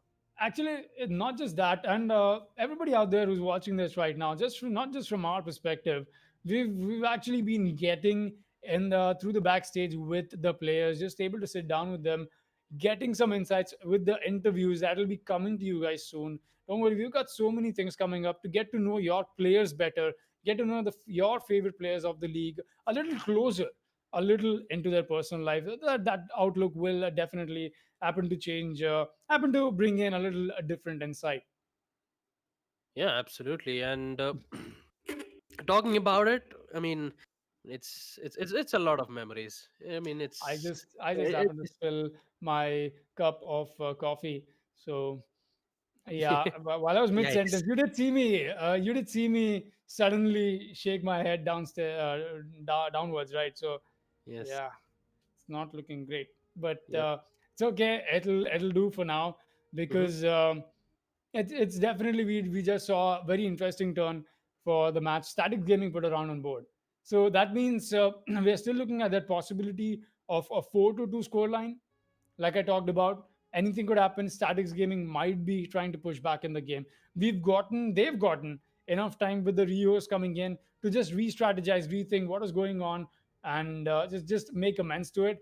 And I think that is going to give a different dynamic to the match. But going to keep I'm still going to keep my eyes out for Vanquish Paradox. They've got quite the experience, and they look so much more in control today.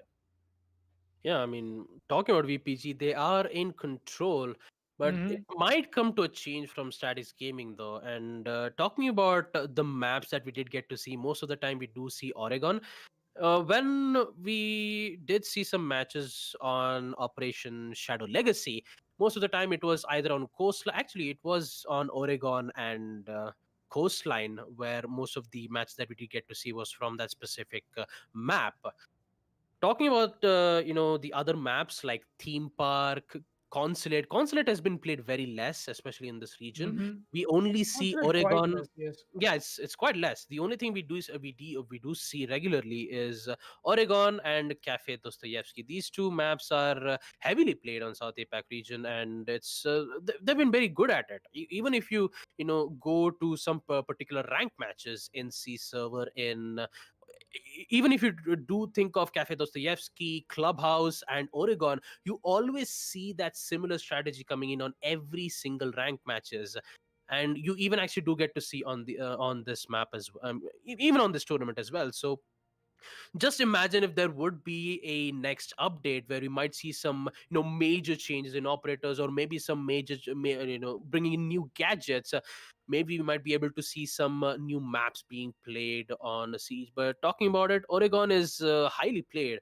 And also, how can I not forget about Monka S, where they were the one who did started the trend on playing on map Oregon QB you know when Tachanka didn't had a Shumika launcher and had a mounted turret. Still remember going up against Bad Trip Esports, now called as Wild Stallions. Fortunately, they're not having a good day at all. QB, they just immediately obliterated the opposition team, making it a 6-0. I wouldn't say 6-0. It would go, I believe it was on 7-3 or 7-4.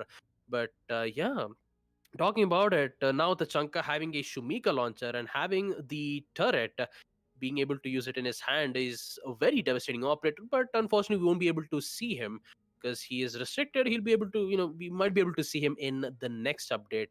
I believe it will be included with Aruni. For sure, that'll be a reveal of itself. Getting to Mhm. see the Chanka come out in the competitive play of this game, that is, it's it's definitely so many things that I love the devs throw in for the competitive side to always stay at a juggle position. You can never really fixate on anything, and for some reason, I like it. It happens to throw us in way different directions, makes so many teams change so many things. Happens to prove which one is the most adaptive of all. That out of the way, we'll be quickly getting into the game. People, do not worry. I know everybody out there very patient. Thank you for waiting. We'll be getting in the match very quickly, so everybody is in the lobby. As I just happened to take a quick look at the lobby that we happen to see here on the back end. As it's been a couple of rios into this match. That's okay. It definitely does does somehow come out to be a little bit of help from our side ourselves. We don't want the players to have a bad time playing this game, and we want ourselves to make the best out of this match. And as I speak about it, you cannot win a match you cannot enjoy. Right now we're just going to focus on enjoying, because we are not the ones playing. Very obviously it is going to be Vanquish Paradox and Statics Gaming that will be the ones up against each other. 4-1 was the scoreline we left off on, and that takes us to the last round before the role swap. Round 6 on your screens right now, people. Vanquish Paradox and Statics Gaming taking us to the last round before we see them go to the second half. Well, last round it is for both these teams, and after the role swap, the site will be on second floor reading room, knowing that it is a very difficult choice for Status Gaming to defend on third floor bar. Picking second floor reading room would give them a chance. Six pick from Royce as it switches from the castle to the alibi. Defenders, protect your Maybe bombs it, from it might being be used an by interesting attackers. six pick because I wouldn't say an interesting one.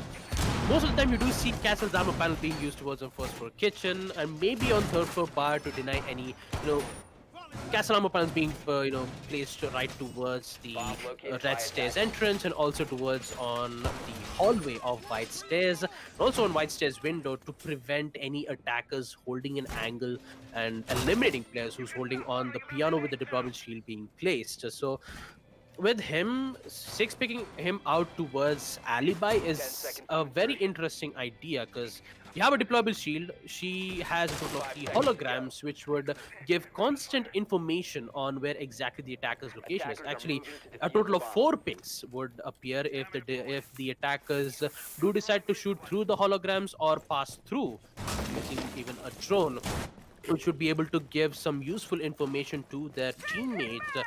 Unfortunately, we might be able to see some major changes coming in from Vanquish Paradox. Who knows? We still have the sledge with the breaching hammers.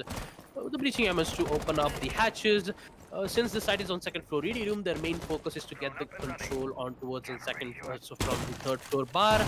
It looks like Super Kuntal already making a shotgun holes, making vertical lines of sight towards the third floor bar, right towards the entrance of the pillars, in which the defenders have that incredible angle. Unless and until if the attackers do decide to get that incredible control, they'll be able to get it. Starting off with the first frag is going to be Perona break, eliminating Nippon as the Jaeger goes down.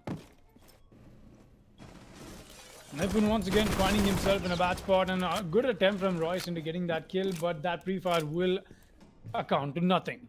They still got a 4v4. We saw a quick refrag coming in onto the side of your average R6 player as well. That was Lame Jokes being able to pick that frag himself. Super Kuntal still on the mid. White Stairs and Lame Jokes with another. He's going to get a double. The Mozzie been doing some work. We've got the Ronnie into play, and he's definitely having the time of his life right now, able to walk away with a triple. Nostalgia will take the fall. Lame Jokes looks like he's out here to find this ace, but will he be able to defuse a drop right outside? He does not know this.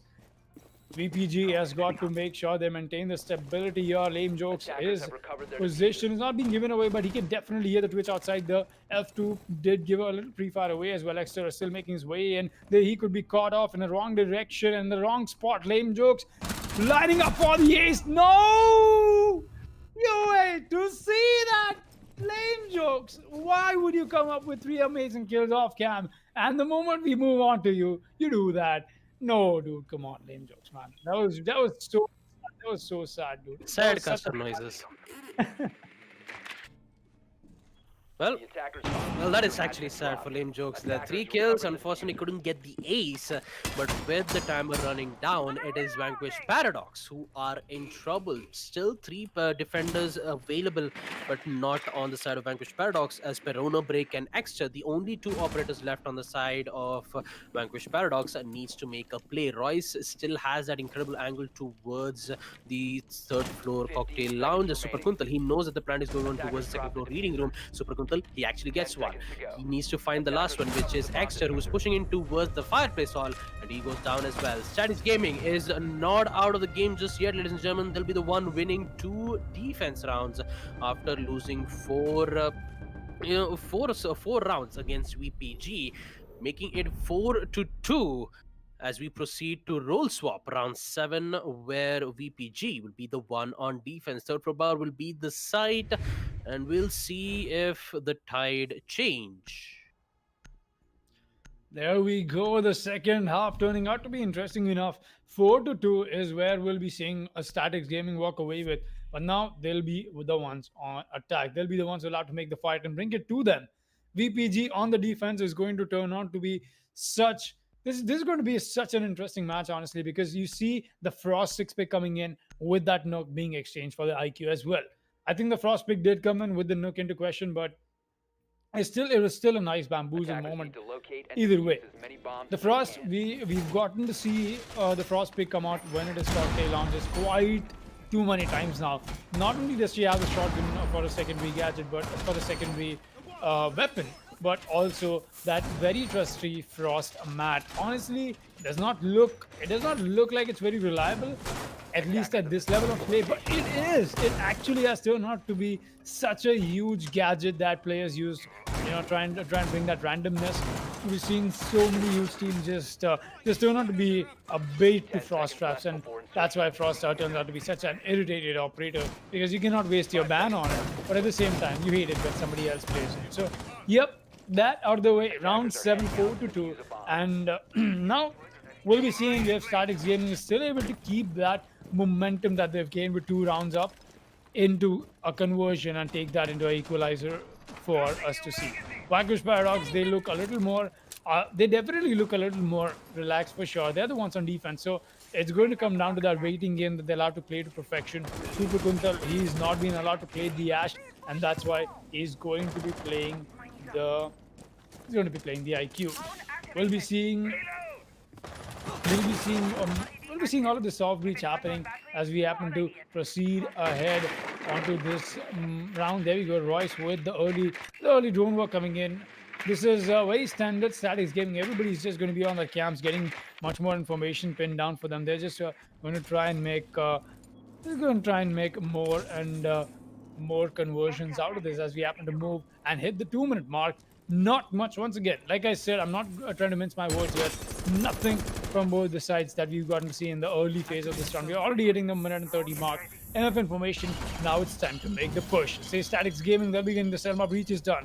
At the top of the red stairs. That's on the whiskey wall, as I like to call it, because we've got the whiskey, the mini bar right beside it. We still got the peek coming in from Nexus. This could be fatal for the attacker who's Vapor right now. I cannot make out who it is. The beer bottle is just happening to clear that cling noise that happens to come out of it because of whatever. I'm not sure why that came out so loud. Yeah, I'm not sure why that came out so loud. But hey, usually it's not. But hey, that out of the way. Nostalgia walks away with a C4 kill. That was a very good one. Royce is the one to take the fall.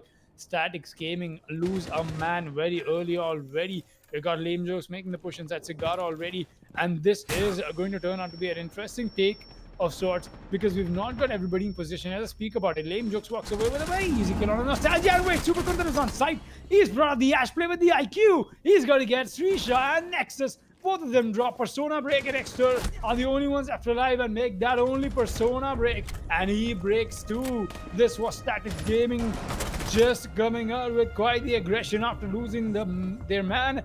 Royce goes down, but so does the entirety of Vanquish Paradox. What a round from Statics Gaming. They look like they might as well be coming up with the equalizer as we happen to proceed ahead to round 8. Well, VPG did not see that coming, especially Super Kuntal, who was, holding right from the skylight. Decides, you know what, since we are wasting a lot of time, I think it's best for me to just do that aggressive plays.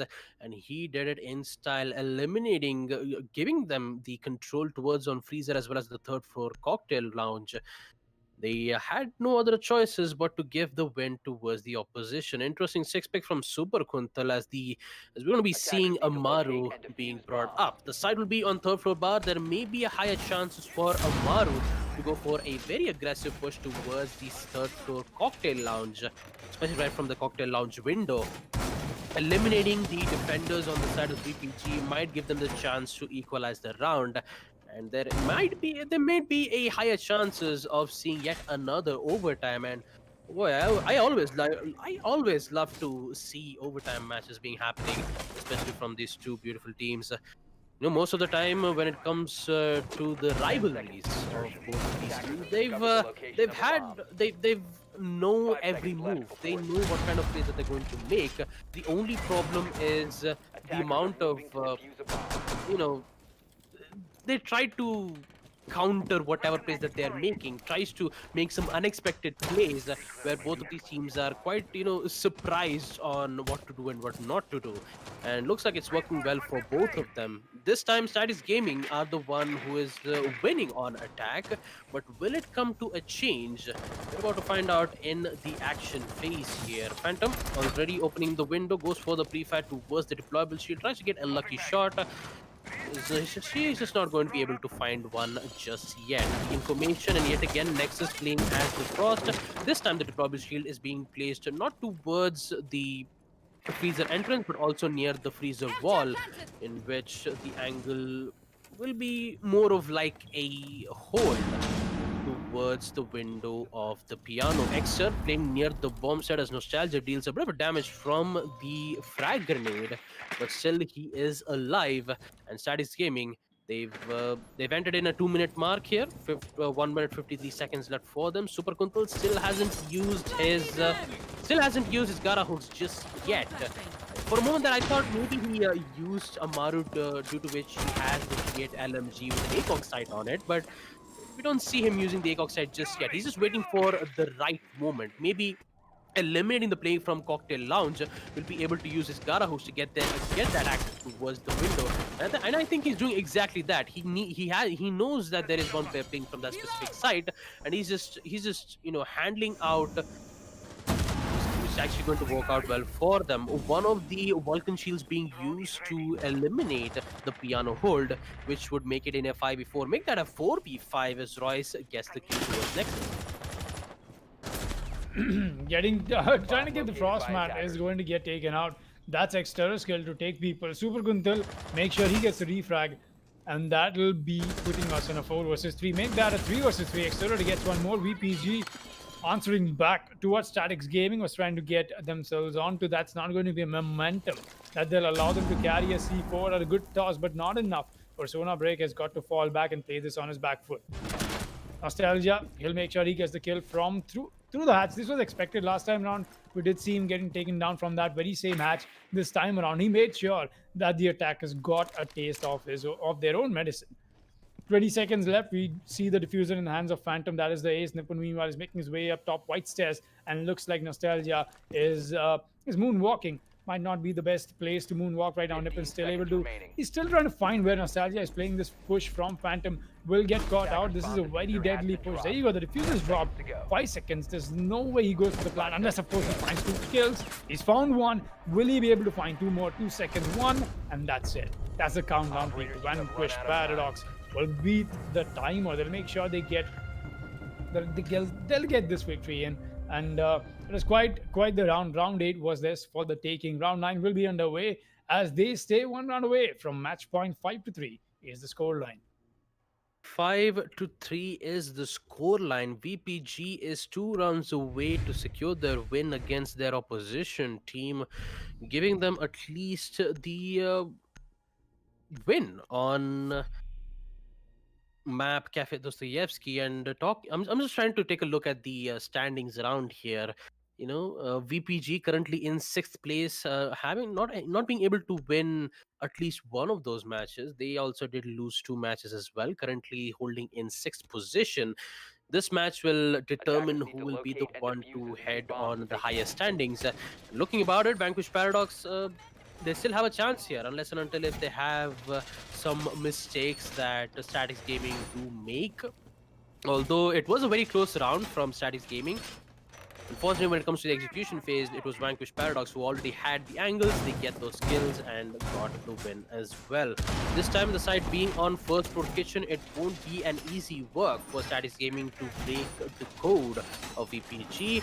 Hopefully, we might be able to see some surprise attacks coming in from them. We do see 2 roamers, interestingly enough, Shrisha with the Mozzie and Exter with the Vigil. We might see an extended roam towards on 3rd floor and as well as on 2nd floor, in which Nexus is already making some lines of sight. An extended roam, in which Nostalgia is all by himself towards the site. He still has the Legion who's holding towards the courtroom, in which he'll be able to have good amount of that route and also an access.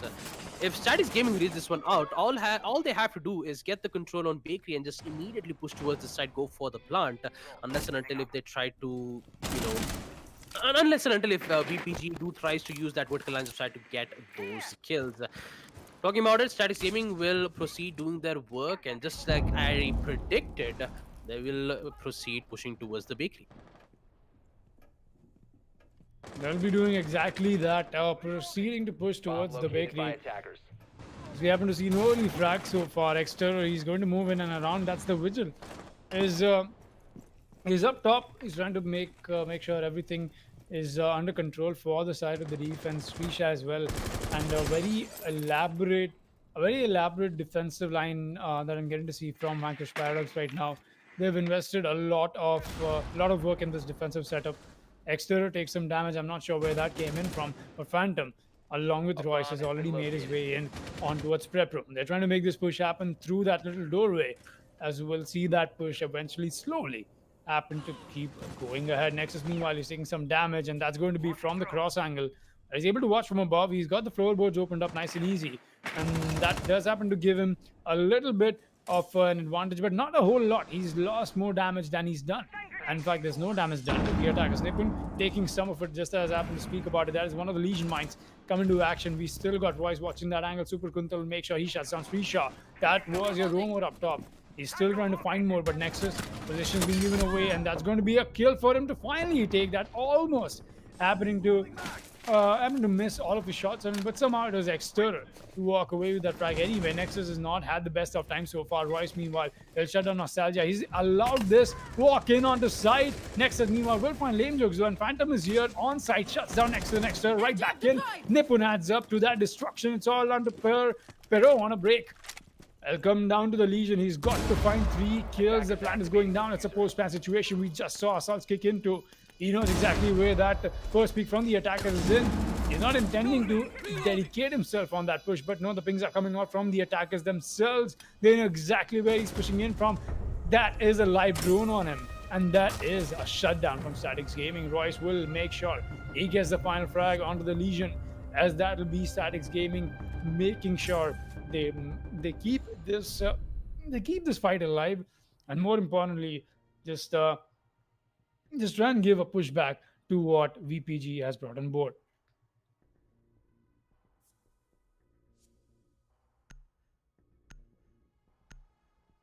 Well, as we proceed to round 10, first floor kitchen will be the site, and I almost forgot to unmute. This time, I mean, thanks, Aizen, for reminding me to, take out the... Anyways, first floor kitchen will be the site. 5-4 is the scoreline. VPG having a lot of problems dealing with Statics Gaming's plan of attack, where we did see them using an extended Attackers roam, need to locate and one defuse holding on bombs. second floor and also on towards the third floor, where Sophia did distract the Frost to hold that angle, which led Nomad push towards the prep room, gets those kills, even get the control on towards the site and get that win. An amazing coordination coming in from Statics Gaming, and Vanquish Paradox needs to think a bit here. I mean, having only one player holding towards both the side is a very risky take, and knowing that Statics Gaming will push towards on Bakery is it's quite common sense there. And knowing that, Vanquish Paradox decides to go for an extended roam. Didn't work out well, but this time looks like they're going to go for yet another one. This time we do see Nexus with the smoke instead of the Frost, which is in fact a good idea, because the smoke gas canisters will be able to at least fend off any aggressiveness playstyle coming in from Statics Gaming. With that 5-4, Vanquish Paradox again 2 rounds away to secure their win, and also Statics Gaming 3 rounds away to get their secure win against the opposition. The only question is who will get into the finish line. Is it going to be the rabbit or is it going to be the tortoise? Technically, there is a lot of thoughts, like slow and steady wins the race, whereas the rabbit is always smart and cunning, but sometimes, more lazy to get it. And both has its own ups and downs, but for all, I'm just going to talk more about the match for now. This time, lame jokes in towards the Bakery, and so does Royce, in which their main focus is to take out the Electro Claws. Looks like they've been they've been making the same hold yet again this time, but hopefully with the smokes being played and also the Hibana making her way, it's just going to be a matter of time where one body starts to drop. We haven't seen any bodies drop, just as you happened to mention, Baba, and that's been something I think Statics Gaming is not able to crack, because Vanquish Paradox is right now playing on the back foot. They're just trying to bait out the side of Statics onto picking the fights first, giving away more information than they already have themselves. Defense does happen to have its own tricky turns. Nexus, a quick rotate through the hatch onto side, knowing that this is exactly where he needs to be positioned right now for his hold to work. Super Kuntan, meanwhile, is trying to find the Vigil, who just happened to walk past him. In fact, that was Exter. We'll be seeing the canisters. He's being used to perfection. In fact, is Royce. He's stuck in his own little thingy that he's trying to make happen. He knows that Srisha is right above him, but it's going to be a tricky place for him to play with. Srisha playing a very thin angle. And there you go, lame jokes, not knowing that there's somebody out there. I don't think that call came in quickly enough, but no, Srisha walks away with another one as well from the floorboard angle. Will he find a third one? That's the real question right now. That was the attacker who tried to find Srisha above. It'll be Nippon who's on that duty right now. They need to shut down the Mozzie. 30 seconds left. That's so much work Srisha has done all by himself. He's right now fighting for his life. Royce, meanwhile, does find Nostalgia, though, and Nippon will make sure he shuts down Srisha. A 3 versus 2 as external will find Royce. Meanwhile, that was a quick refrag onto the Nomad. It's all down to the Ace and the Sledge to make sure they bring out the best of their players. Nippon is going to do a lot of damage with that nade to Perona Break, and now it's going to come down, making the push happen, but it won't. Perona Break is here with the angle that he needs, and your Exterra to add up to that quick refrag, making sure Vanquish Paradox take this round, and more importantly, Vanquish Paradox take match point. That's right, round 11 will be underway, and it'll be the defensive team, the blue team, Vanquish Paradox, to take match point for themselves and will be headed to a 6-4 scoreline. Let's see what Statics Gaming has to say about this. Statics Gaming, 2 more rounds for them to put this match on overtime, whereas VPG have 2 chances to make sure that they'll be able to get the win. Nexus yet again with the Frost, maybe a 6-pick will come in to pick up the smoke.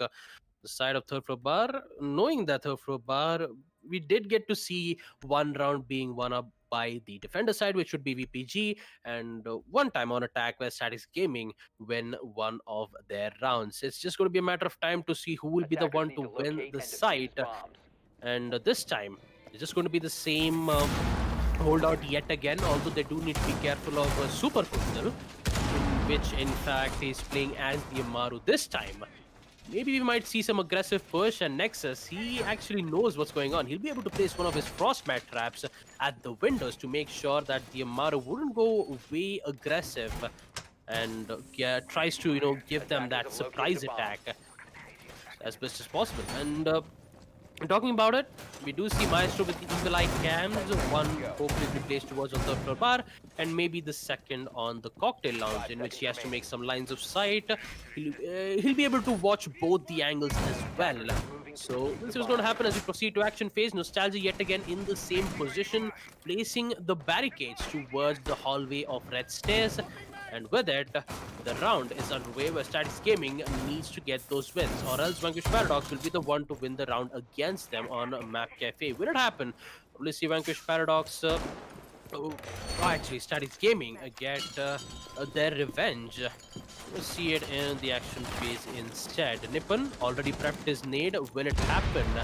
One of those deployable shields will be removed towards the freezer, followed up with the drone that the Vector SMG will claim the life. Yet another grenade will come in, tries to fake the nade, but he doesn't have any information just yet. He's just worried about any, ADS being placed or, trying to place it at an instant.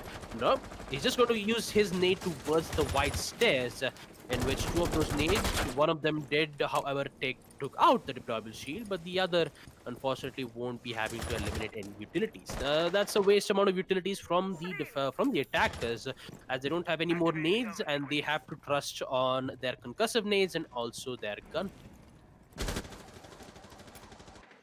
Well, talking about it, we've hit the 1 minute 30-second mark, almost at least, and no kills so far from either of these teams, and that only happens to tell us one thing, is that it's come down to a very good waiting game from the side of the defense. VPG wanting to play this on the back foot. They want to make sure they make this conversion happen. They want to make sure they get this round victory in. That'll be the finisher for them, people. That's right. They happen to be on match point. 6-4 is where they happen to stand on. One round away, this round away for that matter, from deciding how this match happens to proceed forward. Nostalgia once again with his C4. How is he not being read into so far into this match? Super Kuntal will get taken down. The Amaru not having the best of her Spider-Man days. They still got lane jokes watching that reverse rappel angle. We're seeing multiple grapplers right now. There's a lot of promotion happening from the side of attack and the defense.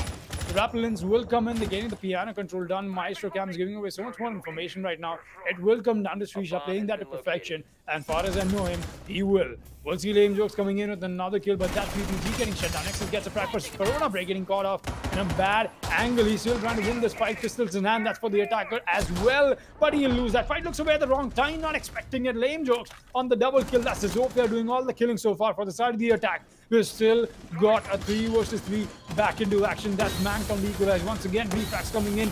Left, right, and center. Lame Jokes with the triple kill. Is he looking for the ace extra? Meanwhile, does get Lame Jokes. That's a shutdown. Your average R6 player gets another. That's a shutdown on the diffuser plant on an external with the cleanup. Vanquish Paradox, people, will be your victors of this match.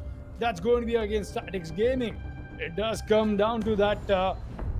Come down to a very bizarre series of events towards the last 10 seconds, and what an ending for this team to just take advantage of and just walk away with this. External will be the one flexing the MVP for himself right now. It'll be 8 frags for himself. Of course, that is after the Rios that we got to witness, but it does happen to speak volumes in terms of what he happened to bring on board just for him and his team. That was such an amazing match to witness. Of course, we had some difficulties with the Rios coming in. Once again, our apologies for that. We want to make sure everything goes down smoothly. So that was quite the match once again, Baba Gusta. And that was not it, people. We'll be taking a quick look at the highlights of this match, into breaking down what we usually get to see from these teams, and just taking a quick and a deeper look to what these matches just happen to bring up. That's right. We'll be quickly going into reliving the moment, people.